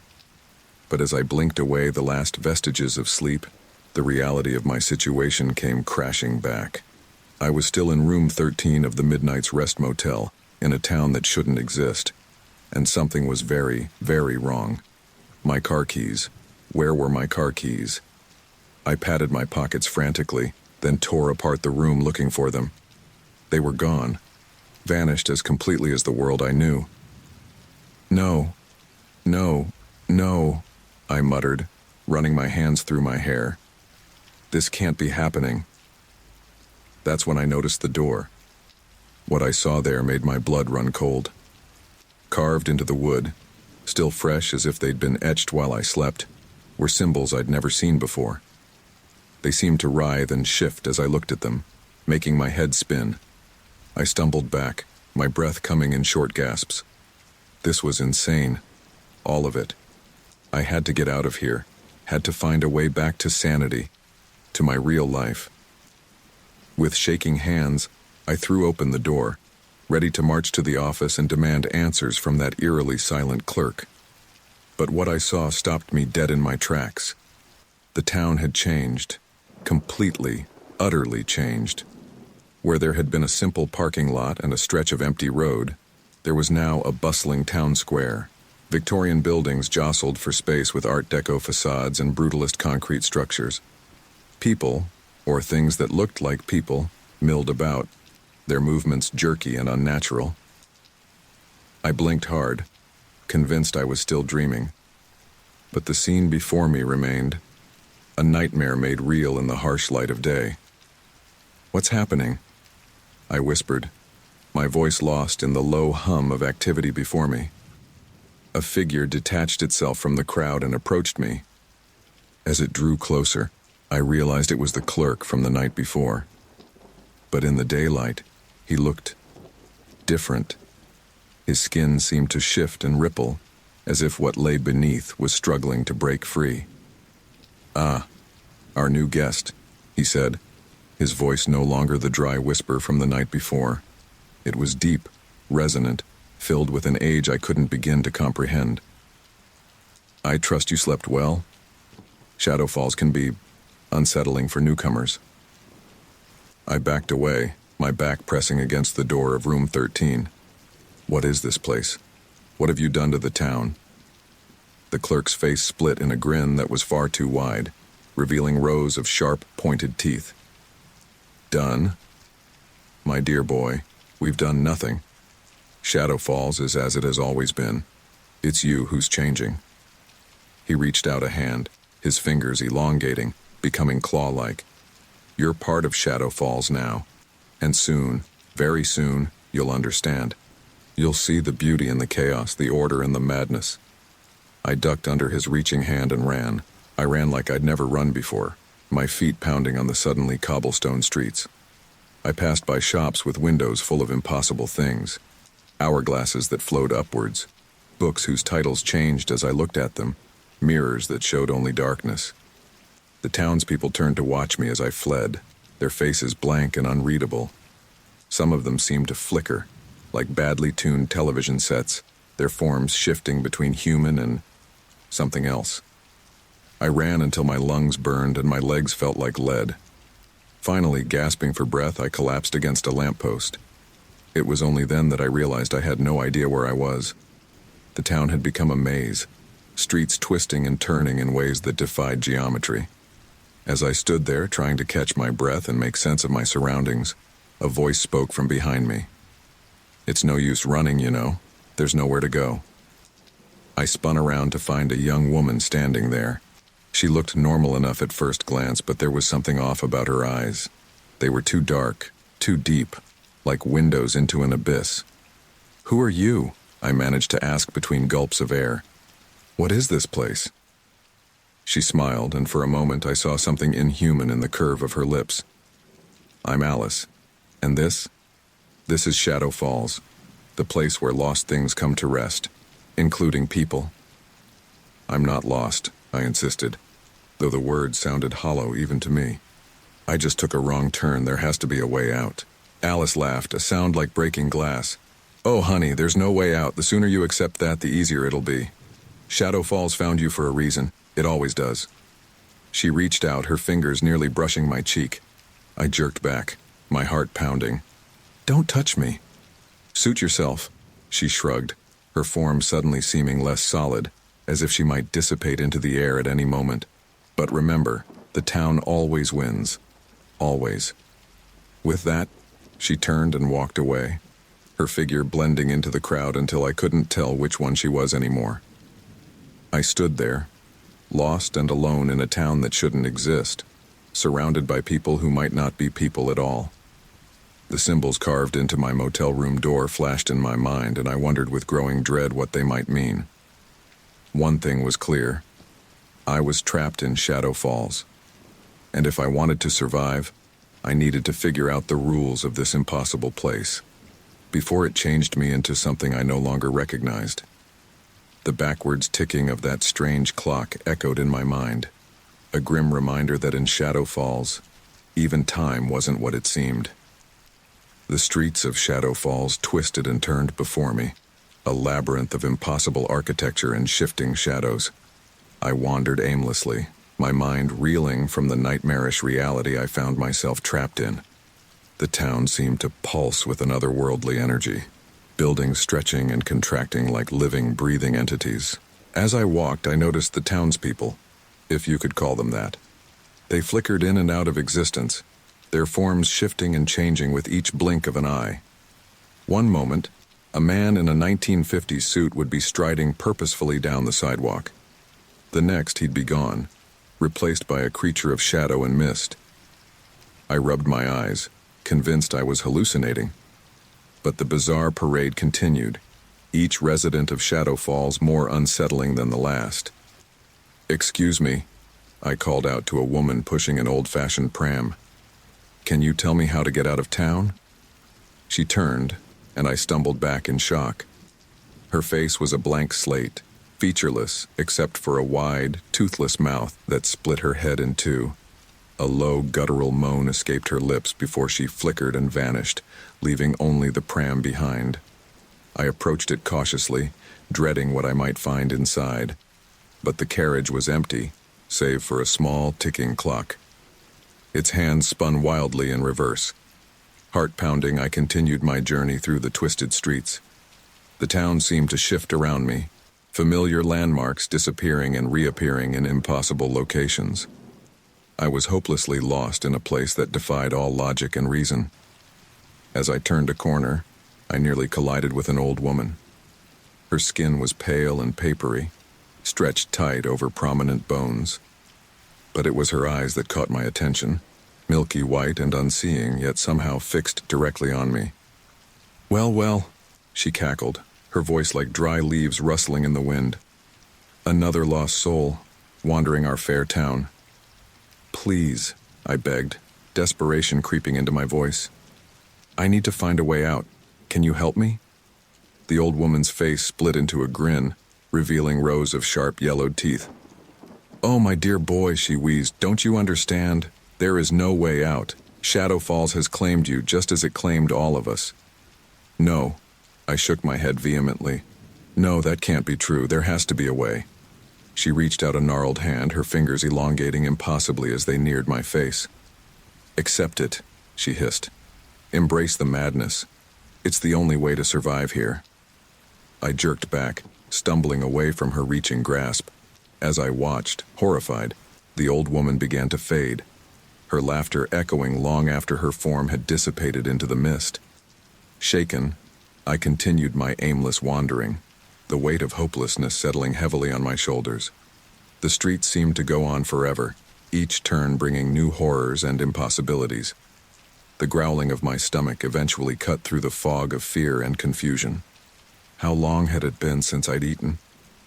Time seemed to have no meaning here, but my body's needs were all too real. As if in answer to my unspoken question, I found myself standing before a small diner. The neon sign above the door flickered erratically, spelling out eternity's end in sickly green light. Every instinct screamed at me to turn and run, but the gnawing emptiness in my stomach drove me forward. The bell above the door jangled discordantly as I entered. The interior was straight out of the 1950s, all chrome and red vinyl. But something was off. The air was thick with a coppery scent that made my stomach churn. As my eyes adjusted to the dim light, I saw that the diner was full of patrons. They sat in booths and at the counter, hunched over their plates. But what they were eating? I stifled a scream as I realized the awful truth. The food on their plates looked disturbingly like raw, bloody human flesh. The diners tore into it with savage abandon, their faces contorted in ecstasy. One of them looked up, fixing me with eyes that were solid black, pupil-less voids. He grinned, blood dripping from his chin, and gestured to an empty seat beside him. "Care to join us, newcomer?" he asked, his voice a guttural growl. "The special today is exquisite." I backed away, my hand fumbling for the door handle. "No, thank you," I stammered. I'm not hungry anymore." I burst out of the diner, gulping in great lungfuls of air. The horrors I'd witnessed inside warred with my growling stomach, and I found myself retching in the gutter. As I straightened up, wiping my mouth with a shaking hand, I heard it. Laughter. But not the joyful laughter of children at play. This was different. High-pitched, unnatural, with an undercurrent of malice that sent chills down my spine. I turned to see a group of children standing at the end of the street. They looked normal at first glance. Boys and girls in old-fashioned clothes, like something out of a 1920s photograph. But their eyes were pitch black, devoid of any humanity. "Look," one of them said, its voice a mockery of childish innocence. "Fresh meat." They began to advance, their movements jerky and uncoordinated like marionettes controlled by an unskilled puppeteer. Their laughter grew louder, echoing off the buildings in a cacophony of inhuman mirth. Panic seized me, and I ran. I darted down the nearest alley, the children's laughter nipping at my heels. The alley twisted and turned, defying all laws of geometry. I ran until my lungs burned and my legs felt like lead, the otherworldly laughter always just behind me. Just when I thought I couldn't run any further, I saw it. A church, its spire reaching towards the perpetually twilit sky of Shadow Falls. Salvation, I thought desperately. Holy ground. Surely I'd be safe there. I burst through the heavy wooden doors, slamming them shut behind me. The laughter cut off abruptly, leaving me in blessed silence. I leaned against the door, gasping for breath, relief washing over me in waves. But as my eyes adjusted to the gloom inside the church, that relief curdled into fresh horror. The pews were filled with mannequins. Dozens of them, maybe hundreds, each frozen in a unique pose of agony. Their faceless heads were thrown back in silent screams, their limbs contorted at impossible angles. Some reached out imploringly, as if begging for mercy from an unseen tormentor. I stumbled down the aisle, my footsteps echoing in the cavernous space. As I passed, I could have sworn I saw the mannequins' heads turn to follow me, though they never moved when I looked directly at them. At the altar, I found a large, ornate book. Its cover was made of some material I couldn't identify, not quite leather, but disturbingly similar to human skin. With trembling hands, I opened it. The pages were filled with names, thousands upon thousands of them, written in a script that seemed to writhe and change as I looked at it. And there, at the very bottom of the last page, I saw my own name appearing, the ink still wet and glistening. I slammed the book shut, backing away from the altar. The mannequins seemed to press in around me, their silent screams growing louder in my mind. As I retreated towards the door, a voice echoed through the church. It seemed to come from everywhere and nowhere at once, filling the air with its sepulchral tones. "Welcome, lost one," it intoned. "Welcome to eternity." I yanked open the doors and fled back into the streets of Shadow Falls, the voice's laughter following me into the endless twilight. The town had me in its grip, and I was beginning to fear that the old woman was right. There truly was no escape from this nightmare realm. As I ran, the buildings seemed to leer at me, their windows like hungry eyes watching my every move. Shadow Falls had claimed me, just as it had claimed all the poor souls I'd encountered. The perpetual twilight of Shadow Falls had become my new reality. Days, maybe weeks, had passed since I first arrived in this nightmare town, but it was impossible to tell. The sun hung eternally on the horizon, never fully rising or setting, casting long shadows that seemed to reach out with grasping fingers. I wandered the ever-shifting streets, my mind a fog of confusion and despair. Time had lost all meaning here. I slept when exhaustion overtook me, huddled in whatever abandoned building seemed safest at the moment. I ate when I could find food that didn't writhe or scream, though my appetite had all but disappeared. As I passed a storefront, my reflection caught my eye. I barely recognized myself. My face was gaunt, cheekbones protruding sharply under sallow skin. But it was my eyes that truly shocked me. They seemed larger, darker, with an almost liquid quality to them. And my edges, they seemed blurred, as if I was fading into the background of this impossible town. "What's happening to me?" I whispered, reaching out to touch the glass. My fingertips passed through it as if it were made of smoke, and I jerked back with a strangled cry. A chuckle sounded behind me, and I spun to find an elderly man watching me with amusement. His form flickered and shifted, sometimes appearing as a dapper gentleman from the 1920s, other times as a withered corpse. "First time seeing the changes, eh?" he said, his voice echoing strangely. "Don't worry, lad. It happens to all of us eventually. Shadow Falls has a way of reshaping its residents." "I don't understand," I said, my voice hoarse from disuse. "What is this place? Why can't I leave?"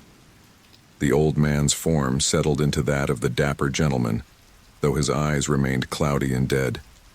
"Shadow Falls exists in the cracks between realities, in the spaces where time and logic break down. We're all trapped here, fragments of lives that should have ended long ago."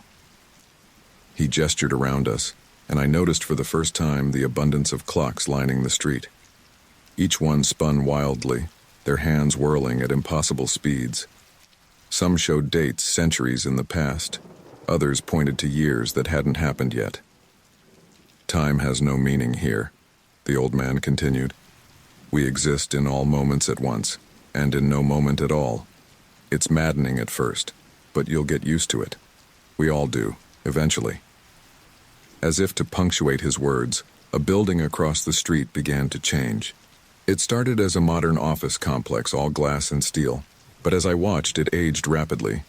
The glass clouded and cracked, the steel rusted and warped. In a matter of minutes, it had become a crumbling Victorian mansion, and then, with a great groan of protest, it collapsed into a pile of dust and debris. I staggered back, my mind reeling. "This can't be real," I muttered. "It's impossible." The old man laughed, the sound like breaking glass. "Impossible? My dear boy, impossible is where we live now. The sooner you accept that, the easier your eternity will be." He flickered and vanished, leaving me alone with my thoughts and the ever-spinning clocks. I stumbled away, desperate to find something, anything that made sense in this mad world. As I turned a corner, a newspaper stand caught my eye. Hope flared in my chest. Maybe here I could find some information, some clue about what was happening to me in this town. I approached the stand, noting with unease that the vendor was little more than a shadow given vague human form. It turned its featureless face toward me as I neared, a low hum emanating from where its mouth should be. Ignoring the unsettling vendor, I grabbed a paper from the stack. The date at the top made my blood run cold. It was the day I had arrived in Shadow Falls. I snatched up another paper, and another. They all bore the same date. "No," I whispered, flipping through the pages frantically. "No, this can't be right." The shadow vendor's hum grew louder, almost gleeful. I looked up to find it leaning towards me, its form rippling like smoke in the wind. "Why are these all the same?" I demanded. What does it mean? The vendor's hum formed into words, though its face remained blank. Time is a loop here, stranger. Every day is the day you arrived. Every day is the day you'll leave. Every day is forever. I threw the papers down, backing away from the stand. You're lying. There has to be a way out. There has to be. But even as I said the words, doubt gnawed at me. How long had I been here? Weeks? Months? Years? The faces of my family, my friends, were becoming hazy in my memory. Had I ever really had a life outside of Shadow Falls? I ran, not caring where I was going. The town shifted around me, streets rearranging themselves, buildings aging and rejuvenating in the blink of an eye. I passed people, or things that looked like people, frozen in moments of joy or terror, unaware of my presence. Finally, I collapsed against a lamppost, gasping for breath. As I looked up, I realized I was back where I had started, in front of the store where I had seen my changed reflection. No escape, I murmured, the truth of it settling into my bones like a physical weight. No way out. A child's voice spoke up beside me, making me jump. You're starting to understand, mister. I turned to find a little girl standing there, her eyes too old for her cherubic face. She flickered between different appearances, sometimes a modern child in jeans and a t-shirt, sometimes a Victorian waif in a tattered dress. What do you mean? I asked, though part of me dreaded the answer. The girl smiled, revealing teeth that were just a bit too sharp. Shadow Falls is forever. It's everywhere and everywhen. Once you're here, you've always been here. And you'll always be here. She reached out and took my hand. Her touch was cold, like grasping mist. Come on, she said. I'll show you how to live here, how to become part of the town. I wanted to pull away, to run again. But what was the point? Where could I go in a town that rearranged itself at will, in a place where time had no meaning? As the girl led me down the street, I saw my reflection again in a store window. My form was even more indistinct now, my edges blurring into the background of Shadow Falls. I was becoming part of this place just as it was becoming part of me. The clocks lining the street continued their mad dance, spinning through centuries and moments. Buildings rose and fell around us, ages passing in the blink of an eye. And through it all, the sun remained fixed on the horizon, casting its eternal twilight over the nightmare realm I now called home. Welcome home, the girl said, her voice echoing strangely. Welcome to forever. And as we walked deeper into the heart of Shadow Falls, I felt the last vestiges of my old self slipping away. Time had unraveled, and I was unraveling with it. In this place where every moment was eternal and no moment truly existed, I was becoming something new, something that belonged to Shadow Falls. The town had claimed me, just as it had claimed all the lost souls trapped in its twisted streets. And as I surrendered to its impossible reality, I realized that my journey had only just begun. In Shadow Falls, where time itself had come undone, my story would go on forever, repeating and changing in endless variations for all eternity. The twisted streets of Shadow Falls had become a labyrinth I knew all too well. Time had lost all meaning, but I felt I'd been wandering for an eternity. My mind, once sharp and rational, now struggled to hold on to the fragments of who I once was. It was during one of my aimless wanderings that I found myself in the town square. I'd been here before, I was sure, but like everything in this nightmarish place, it had shifted. The once quaint plaza had transformed into a vast, circular expanse, bordered by buildings that seemed to lean inward, their windows like hungry eyes staring down at the center. And there, in the heart of the square, was something new, something terrifying. A sinkhole, easily 50 feet across, had opened up in the cobblestones. But this was no ordinary sinkhole. From its depths pulsed an otherworldly light, shifting through colors that had no names in any human language. The air around it shimmered and warped, as if reality itself was struggling to maintain its integrity in the face of whatever lay below. What in God's name is that? I whispered, my voice hoarse and unfamiliar to my own ears. As if in response, the light pulsed more intensely. And then I heard them. Voices. Familiar voices that I hadn't heard in what felt like lifetimes. Mike? Mike, honey, is that you? My mother's voice, warm and comforting, drifted up from the depths of the sinkhole. I took an involuntary step forward, my heart pounding. Mom? I called out, my voice cracking. Mom, is that really you? Of course it is, sweetie, came the reply. We've been waiting for you. Come join us. Everything's better down here. Another voice joined hers, my father's deep baritone. Son, we've missed you. It's time to come home. I edged closer to the sinkhole, drawn by the voices and the hypnotic pulsing of the light. A part of me knew this couldn't be real, that my parents couldn't possibly be here in this impossible town. But after so long in Shadow Falls, the line between reality and nightmare had blurred beyond recognition. As I neared the edge, I became aware of movement around me. The townspeople were gathering, their flickering forms creating a ring around the sinkhole. Their faces were eager, almost hungry, as they watched me. An old woman, her form shifting between a kindly grandmother and a withered crone, stepped forward. Yes, that's it, dearie, she crooned. Just a little closer. Your family is waiting for you.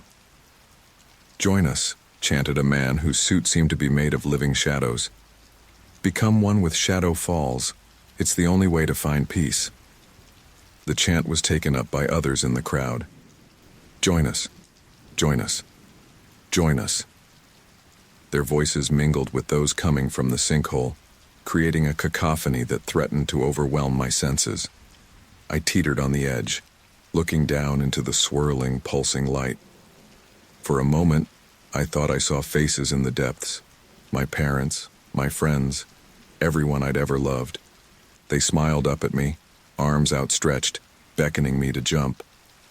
This isn't real, I muttered, trying to clear my head.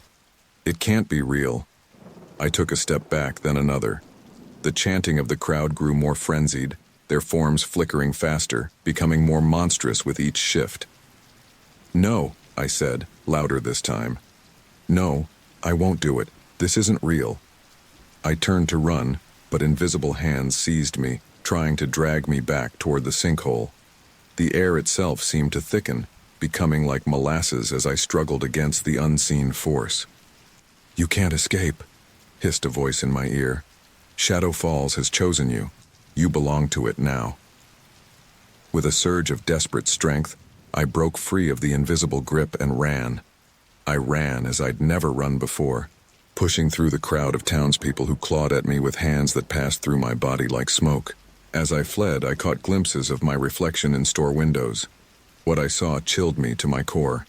My body was changing, becoming translucent in places. The edges of my form blurred, merging with the shadows that seemed to reach out for me. I was becoming like them, like the townspeople, like Shadow Falls itself. No! I screamed, my voice echoing off buildings that twisted and warped as I passed. I won't let this happen. I won't become part of this place. But even as I ran, I could feel the change progressing. My feet no longer seemed to touch the ground. My hands passed through objects I tried to grasp. I was fading, becoming one with the nightmare realm that had trapped me. I don't know how long I ran, or how far. In Shadow Falls, such concepts had no meaning. But eventually, I collapsed in an alley, my back against a wall that felt only half real. As I sat there, gasping for breath, a figure emerged from the shadows. It was the little girl I'd met before, the one who had welcomed me to forever. You can't run from it, she said, her voice echoing strangely. The heart of Shadow Falls beats in all of us now. Even you. I looked down at my hands, seeing the cobblestones through them. What's happening to me? I asked, my voice barely above a whisper. The girl smiled, her teeth too sharp, her eyes too old. You're becoming, shedding your old self, embracing eternity. I don't want this, I said, but the words lacked conviction. After all, what was left of my old life? What was there to go back to, even if I could find a way out? The girl knelt beside me, her form flickering between child and ancient crone. It's not about wanting, silly. It's about accepting. Shadow Falls found you for a reason. It always does.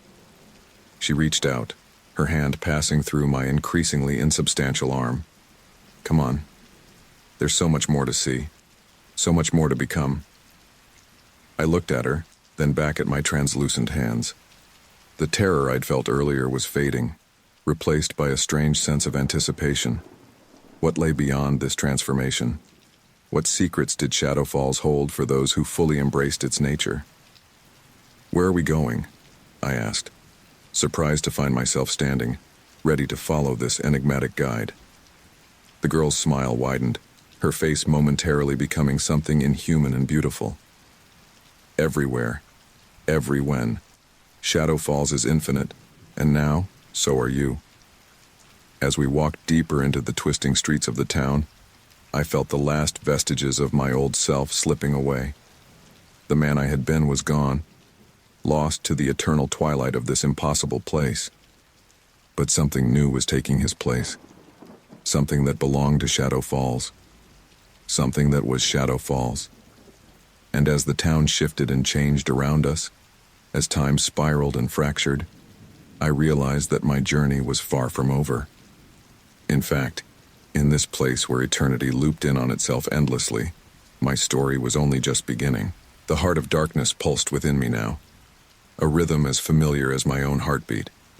And as I faded further into the shadows, becoming one with the town that had claimed me, I understood at last.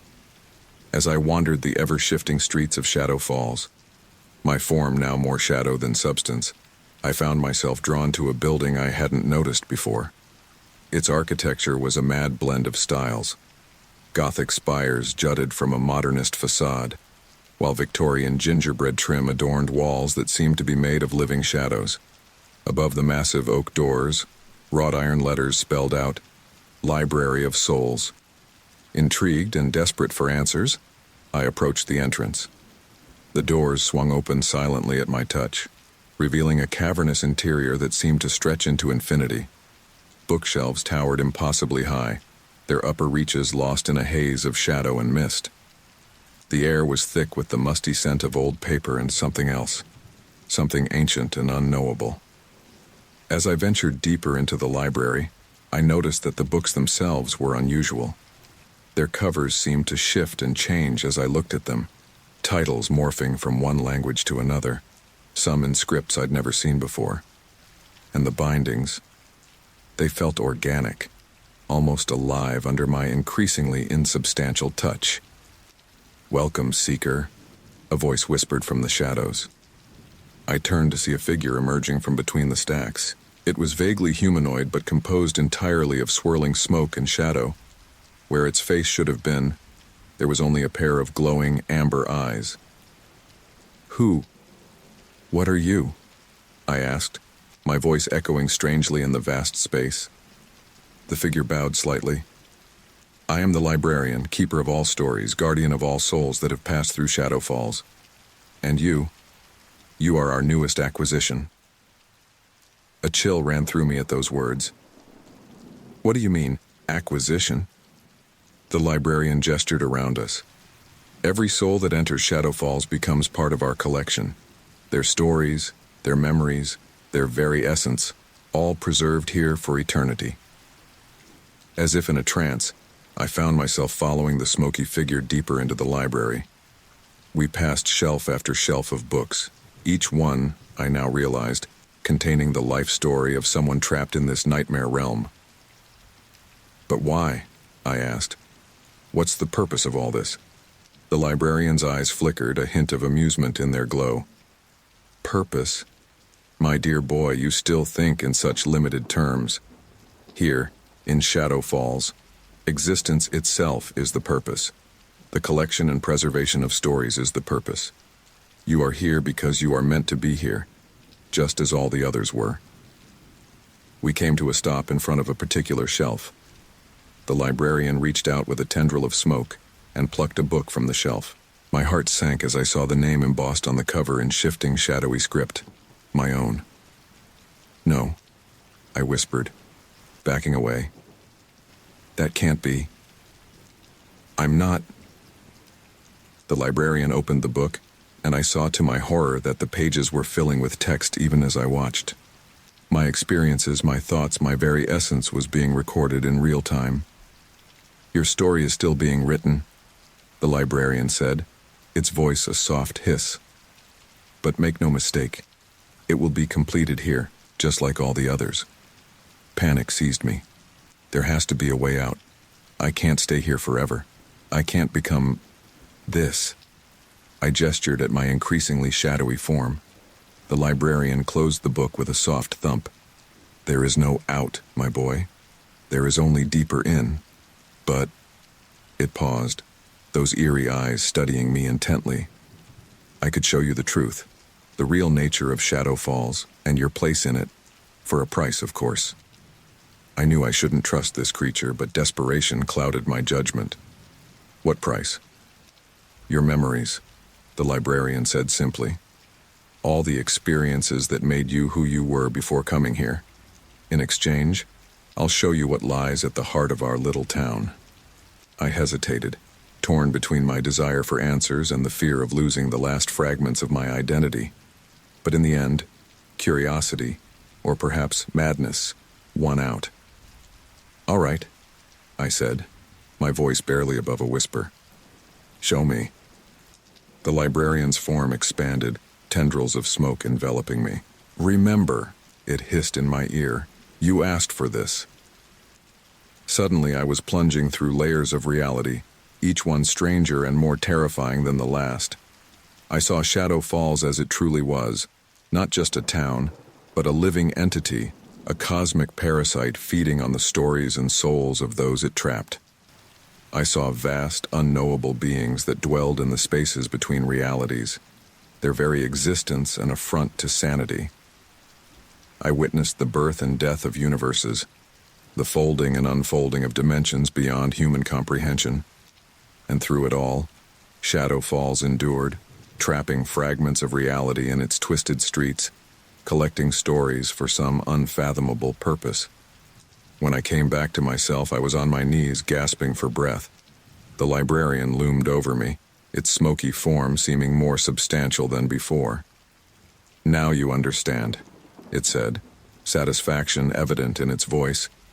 Shadow Falls is eternal, infinite, and you, my boy, are now truly a part of it. I looked down at my hands and saw that the transformation had progressed even further. My body was now almost entirely composed of living shadow, with only the faintest hint of my original form remaining. What have I become? I asked, my voice no longer recognizable as my own. The librarian's eyes glowed with an inner fire. You've become what you were always meant to be, a living story, a fragment of Shadow Falls itself. Your old life, your old memories, they're gone now. But think of the possibilities that lie before you. As the full weight of what I'd done settled over me, I felt a strange calm descend. The fear and desperation that had driven me for so long faded away, replaced by a sense of acceptance, or perhaps resignation. What now? I asked, rising to my feet, or rather allowing my shadowy form to coalesce into a standing position. The librarian gestured towards the endless rows of bookshelves. Now you take your place in the collection. You become a keeper of stories, a guardian of souls. You become eternal. As we moved deeper into the Library of Souls, my new form flowing seamlessly alongside the librarian's, I realized that my journey in Shadow Falls was far from over. In fact, it was just beginning. The cosmic horrors I had witnessed should have driven me mad. Perhaps they had, or perhaps madness was simply another story to be collected here, in this place where reality bent and time lost all meaning. One thing was certain, the man I had been was gone, lost to the shadows of this impossible town, but something new had taken his place. Something that belonged to Shadow Falls. Something that was Shadow Falls. and as we glided between the shelves, surrounded by the collected stories of countless lost souls, I understood at last. In Shadow Falls, where every moment was eternal and no moment truly existed, my story would go on forever, repeating and changing in endless variations for all eternity. I had become a living book in the library of souls, my pages still being written, my story still unfolding. And in this place where time itself had come undone, that story would never truly end. The shadowy streets of Shadow Falls stretched before me, a labyrinth of impossible architecture and shifting realities. I had long since lost track of time, my form now more smoke than substance, a living story trapped in this nightmarish realm. But even as I felt myself slipping further into the town's embrace, a spark of resistance still burned within me. It was during one of my aimless wanderings that I first noticed them. A group of figures, huddled in the shadows of a crumbling building, their forms flickering between human and something other. Unlike the fully transformed denizens of Shadow Falls, these souls seemed to be clinging to their humanity, resisting the town's inexorable pull. Curiosity piqued, I approached cautiously. As I neared one of them, a woman with wild, dark hair and eyes that glowed with an inner fire stepped forward. "Another lost soul," she said, her voice a raspy whisper. "But not fully gone. Not yet." I studied her, noticing how her edges blurred and shifted much like my own. "Who are you?" I asked. "What is this place?" The woman exchanged glances with her companions before responding. "We're like you, trapped, fighting. I'm Sarah. This," she gestured to the others, "is what's left of the resistance." A resistance. The word sparked something within me, a memory of who I used to be, of the determination that had once driven me to find a way out of this place. I was Mike, I managed, the name feeling foreign on my tongue. "How are you resisting?" I thought the transformation was inevitable. A man stepped forward, his form flickering between that of a middle-aged professor and something decidedly inhuman. "It's not easy," he said, adjusting spectacles that seemed to phase in and out of existence. "But we've discovered that by banding together, by holding on to our memories and our sense of self, we can slow the process." Sarah nodded. "We've been studying this place, trying to understand its nature, and we've made a terrible discovery." She led me deeper into their hideout, a space that seemed to exist between realities, shielded from the town's all-seeing gaze. There, they shared what they had learned. "Shadow Falls isn't just a town," Sarah explained, her voice low and urgent. "It's a living entity, a parasite that feeds on human essence. Every soul it traps, every story it collects, makes it stronger." The professor, who introduced himself as Dr. Emerson, chimed in. "We believe the town uses the sinkhole in the square as a focal point, a source of its power. It's how it draws in new victims and speeds up the transformation process." My mind reeled with this new information. "So if we could somehow destroy the sinkhole, we might be able to weaken the town's hold on us," Sarah finished. "Maybe even find a way out." Hope, an emotion I had thought long lost, flickered to life within me. "What's the plan?" Over the next few hours, or days, time being meaningless here, we formulated our strategy. Dr. Emerson had been working on a device, a sort of metaphysical bomb that he believed could disrupt the sinkhole's energy field. The rest of us would create a diversion, drawing the attention of the town's shadowy guardians while Sarah and I escorted the doctor to the square. As we made our final preparations, I couldn't help but notice the toll this resistance was taking on my newfound allies. Their forms flickered more frequently, the effort of maintaining their humanity clearly exhausting them. "Are you sure about this?" I asked Sarah as we gathered our makeshift weapons, objects infused with powerful memories that seemed to hurt the shadow creatures. "The risk..." She cut me off, her eyes blazing with determination. "We have to try. I won't let this place take any more of us. I won't let it win." Just as we were about to put our plan into action, disaster struck. One of our group, a young man named Alex, who had been growing increasingly erratic, suddenly collapsed to the ground. As we rushed to his aid, his body began to twist and contort, shadow consuming him from within. "No," Sarah cried, reaching for him. But it was too late. Alex rose, his form now a writhing mass of darkness. His eyes, once warm and human, were now pools of inky blackness. When he spoke, his voice was a chorus of whispers. "Foolish mortals," he hissed. "Did you really think you could resist? Shadow Falls is eternal. Shadow Falls is all."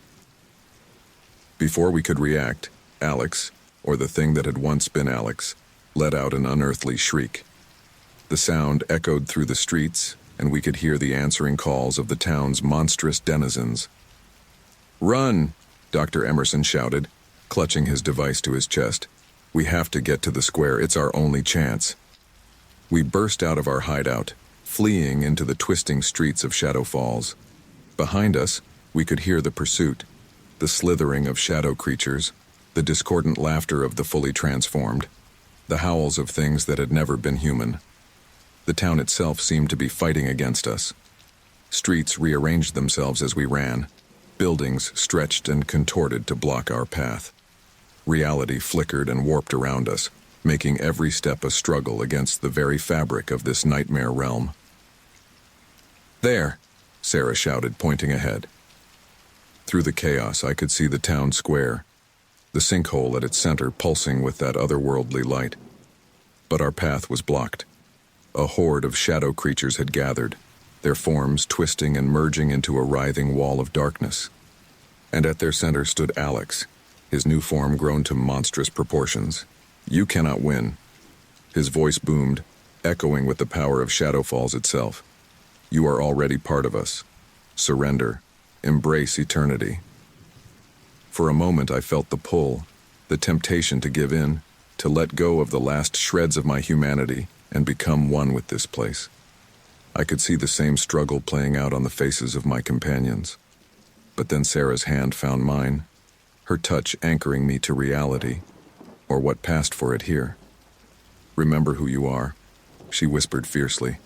"Remember why we fight." With a surge of determination, we charged forward. Dr. Emerson's device hummed with power, cutting a path through the shadow creatures.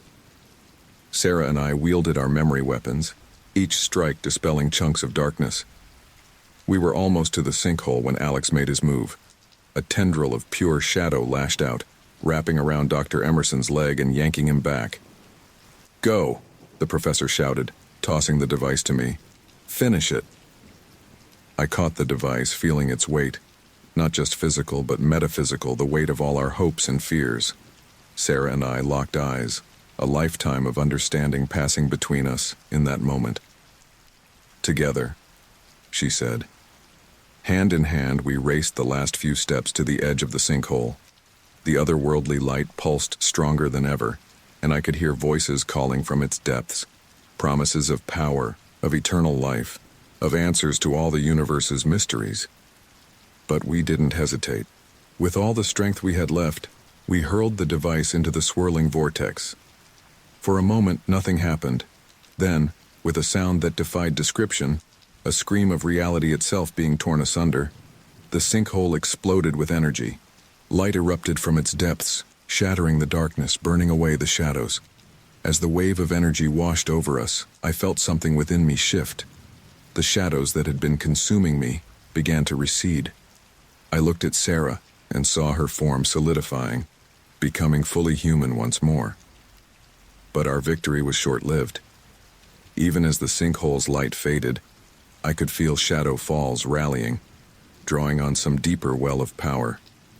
The streets began to shift more violently, buildings collapsing and reforming at dizzying speeds. "It's not over," Sarah gasped, clutching my arm. "We have to get out of here. Now." As the town descended into chaos around us, we ran. We ran for our lives, for our souls, for the last shreds of our humanity. And as we fled through the disintegrating streets of Shadow Falls, I realized that our battle was far from over. We had struck a blow against the heart of darkness, But the war for our very existence was just beginning. The streets of Shadow Falls writhed and twisted around us as we ran, our small band of resistance fighters clinging to the last shreds of our humanity. The sinkhole's destruction had weakened the town's hold, but it had also sent it into a frenzy of self-preservation. Buildings melted and reformed. Shadows reached out with grasping tendrils, and the very air seemed to pulse with malevolent intent. Sarah, her form now more solid than I'd ever seen it, clutched a baseball bat that glowed with an inner light. We infused them with our strongest memories, she explained, noticing my questioning look. They're not much, but they're all we've got. I nodded, gripping my own weapon, a fountain pen that had once belonged to my father. Its weight in my hand felt like an anchor to reality, a reminder of who I was and what I was fighting for. Dr. Emerson, his spectacles askew but his eyes burning with determination, held what looked like a jury-rigged flamethrower. Concentrated essence of human creativity, he said with a grim smile. Should pack quite a punch against these shadow nasties. Our fourth member, a woman named Lisa, whose form still flickered between human and shadow, carried a child's teddy bear that pulsed with a warm golden light. It was my daughter's, she said softly. I won't let this place take that memory from me. As we neared the town square, the resistance grew fiercer. Shadow creatures, some barely humanoid and others defying description, swarmed towards us. We fought with everything we had, our makeshift weapons carving paths through the darkness.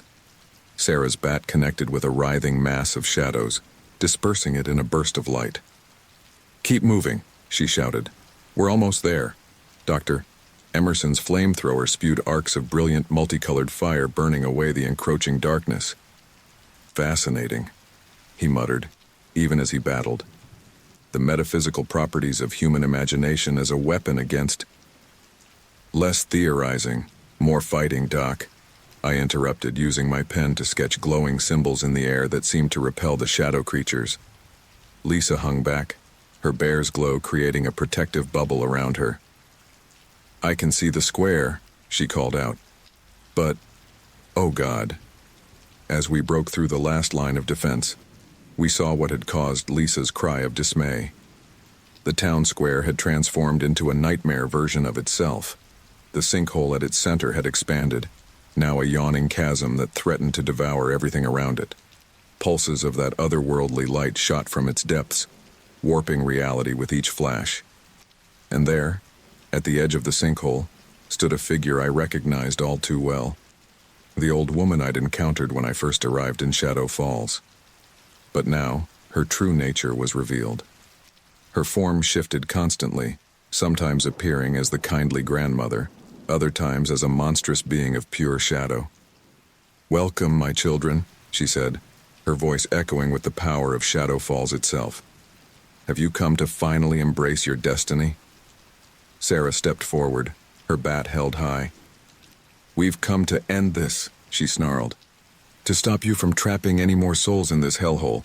The old woman, no, the guardian of Shadow Falls, laughed, the sound sending chills down my spine.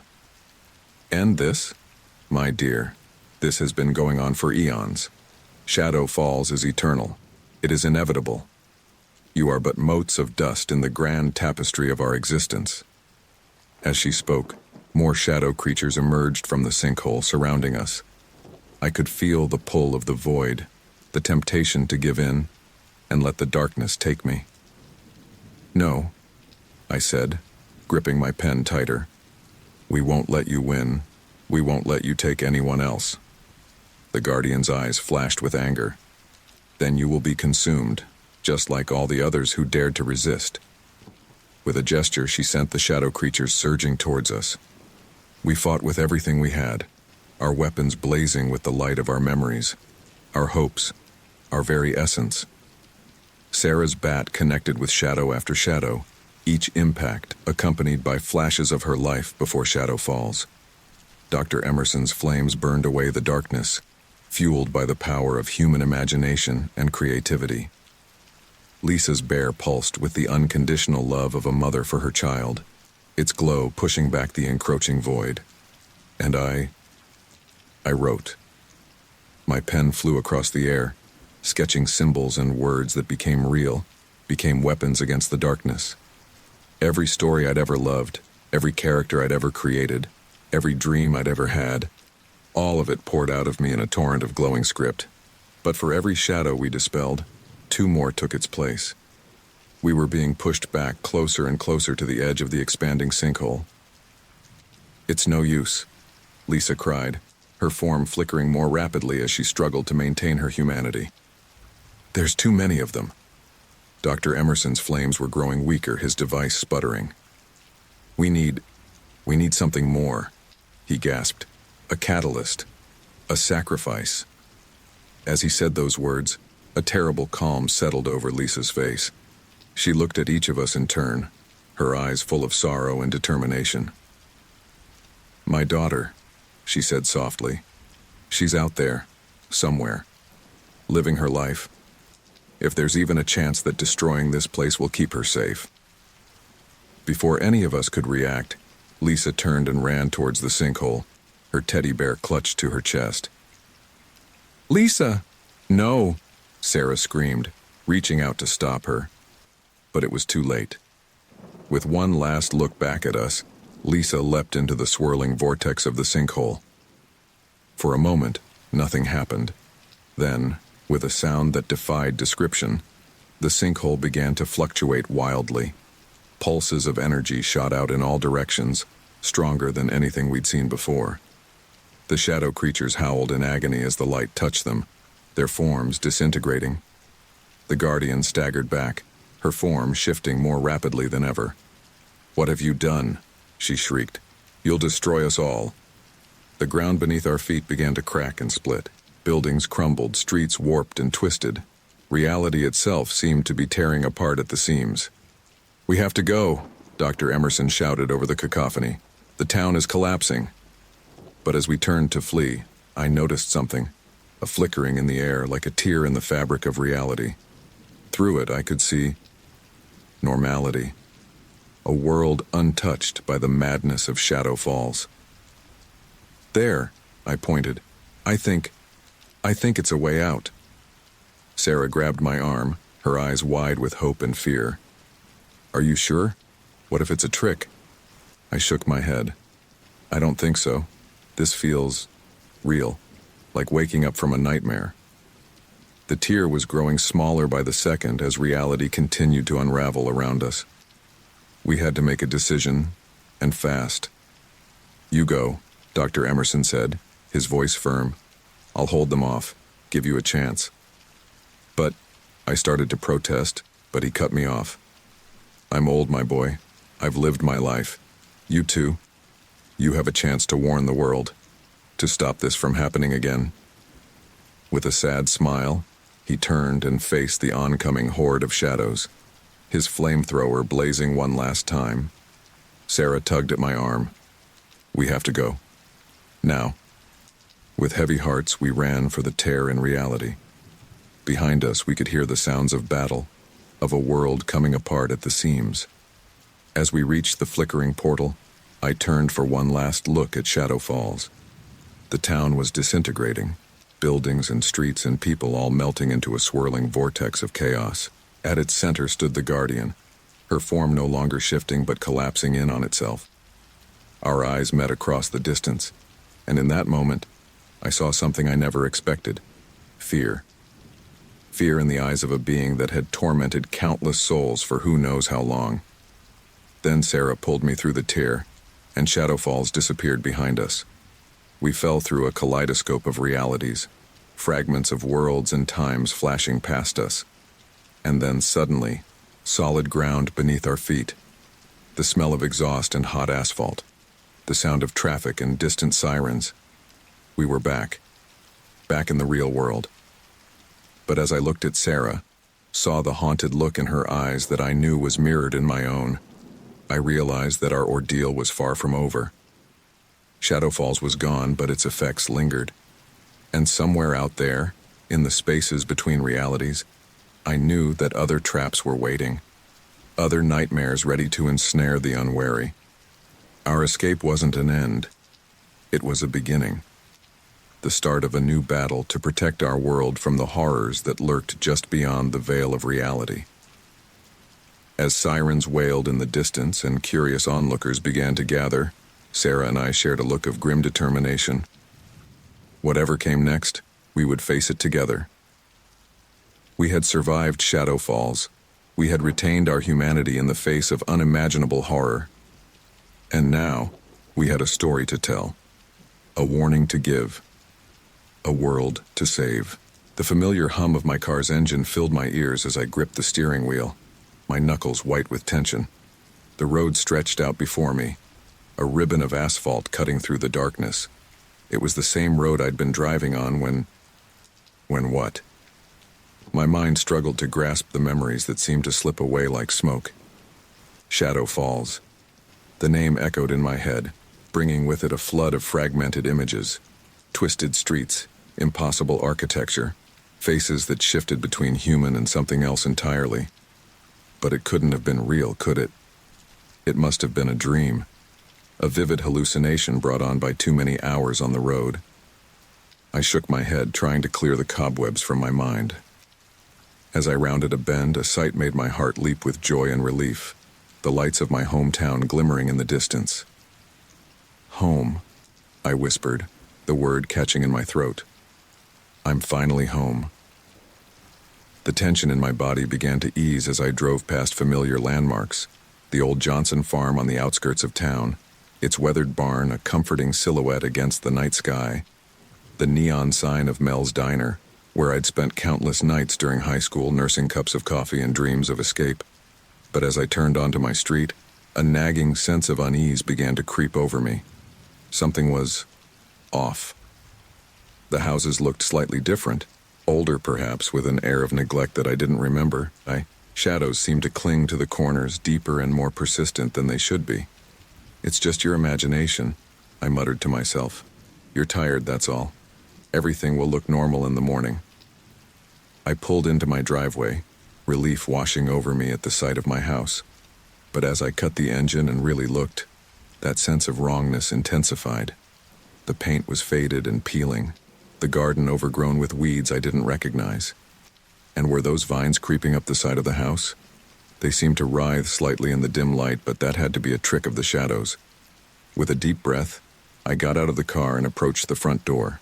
My key slid into the lock smoothly, but it took more force than usual to turn it. The door creaked open, the sound unnaturally loud in the quiet night. "Hello?" I called out as I stepped inside. "I'm home." The interior of the house was dark, but I could make out familiar shapes.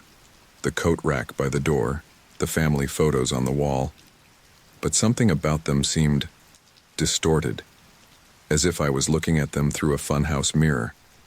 Suddenly, lights flicked on, momentarily blinding me. As my eyes adjusted, I saw them. My family gathered in the living room. My wife, Sarah, stood nearest to me, a wide smile on her face. Our children, Emily and Tom, sat on the couch, their expressions mirror images of their mothers. "Welcome home, darling," Sarah said, her voice oddly flat. "We've been waiting for you." Relief flooded through me at the sight of them, but it was short-lived. As I looked closer, I noticed something that made my blood run cold. Their eyes. They were dark, too dark, like pools of ink that seemed to swallow all light. "We were so worried," Emily chimed in, her voice carrying the same odd flatness as her mother's. "We thought you might not make it back." Tom nodded, his too wide smile never faltering. "But you're here now. You're home. Forever." I took a step back, my heart pounding in my chest. "What's going on? What's happened to you all?" Sarah tilted her head at an unnatural angle, her smile stretching impossibly wide. "Nothing's happened, dear. Everything is exactly as it should be. You're home now. With us. Where you belong." As she spoke, I noticed the shadows in the room deepening, stretching towards me with grasping tendrils. The family photos on the wall began to shift and change, the faces in them morphing into grotesque parodies of themselves. "No," I whispered, the horrible truth dawning on me. "This isn't real. This isn't home. I turned to flee, but the door had vanished, replaced by a solid wall. The room seemed to be stretching, the corners receding into impossible darkness. And my family. They were changing. Their forms flickered and shifted, sometimes appearing as the loved ones I remembered, other times as writhing masses of shadow. "Don't fight it," Sarah's voice echoed, now a chorus of whispers. "Shadow Falls is part of you now. You can never truly leave." I pressed my back against the wall, desperately searching for an escape, but everywhere I looked I saw only the encroaching darkness and the twisted forms of what had once been my family. "This can't be happening," I muttered, squeezing my eyes shut. "Wake up, wake up." But when I opened my eyes, nothing had changed. If anything, the nightmare had intensified. The walls were now covered in pulsing, organic-looking growths. The air itself seemed thick and oppressive, each breath a struggle. "Join us," Emily and Tom said in unison, their voices a discordant harmony. "Become one with Shadow Falls. It's the only way to be truly happy." They reached for me with hands that were more shadow than flesh, their fingers elongating impossibly. I ducked and weaved, narrowly avoiding their grasp. "No," I shouted, my voice hoarse with fear and defiance. "I won't let you take me. I won't become part of this." As I spoke those words, something shifted. A crack appeared in the air in front of me, a sliver of true reality shining through the nightmare. I remembered Sarah, the real Sarah, my ally from Shadow Falls. I remembered our fight, our escape. This wasn't real. It was the town's last desperate attempt to claim me. With a surge of will I didn't know I possessed, I focused on that crack, on the memory of my true self. The crack widened, spreading like a spiderweb across the fabric of this false reality. "This isn't real," I said, my voice growing stronger. "You have no power over me. I choose to be free." The room shuddered, the shadows recoiling as if in pain. The twisted versions of my family let out inhuman shrieks, their forms dissolving into mist. With a sound like shattering glass, the nightmare shattered around me. I found myself back in my car, parked on the side of the road just outside of town. My real town, not the shadow-infested version I'd hallucinated. Gasping for breath, I leaned my forehead against the steering wheel. It had felt so real, so terrifyingly vivid. But I had broken free. I had resisted the town's final attempt to claim me. As my heartbeat slowly returned to normal, I realized the truth of my situation. I hadn't escaped Shadow Falls. Not really. A part of it would always be with me, lurking in the corners of my mind, waiting for a moment of weakness to reassert itself. But I was stronger now. I had faced the darkness and come out the other side. I had retained my humanity in the face of unimaginable horror. With shaking hands, I started the car and began to drive towards the real lights of my hometown. I didn't know what awaited me there, how much time had passed in the real world while I was trapped in Shadow Falls. But I knew one thing for certain. I would never take reality for granted again. As I drove, I made a silent vow. I would find a way to warn others about the danger that lurked in the spaces between realities. I would find Sarah, if she had made it back to the real world, and together we would fight to ensure that no one else fell victim to the nightmare of Shadow Falls. The road home stretched out before me, familiar, yet somehow changed by my experiences. And as I drove towards an uncertain future, I carried with me the weight of all I had seen and done in that impossible town. Shadow Falls had tried to claim me one last time. It had failed. But the battle, I knew, was far from over. It had only just begun.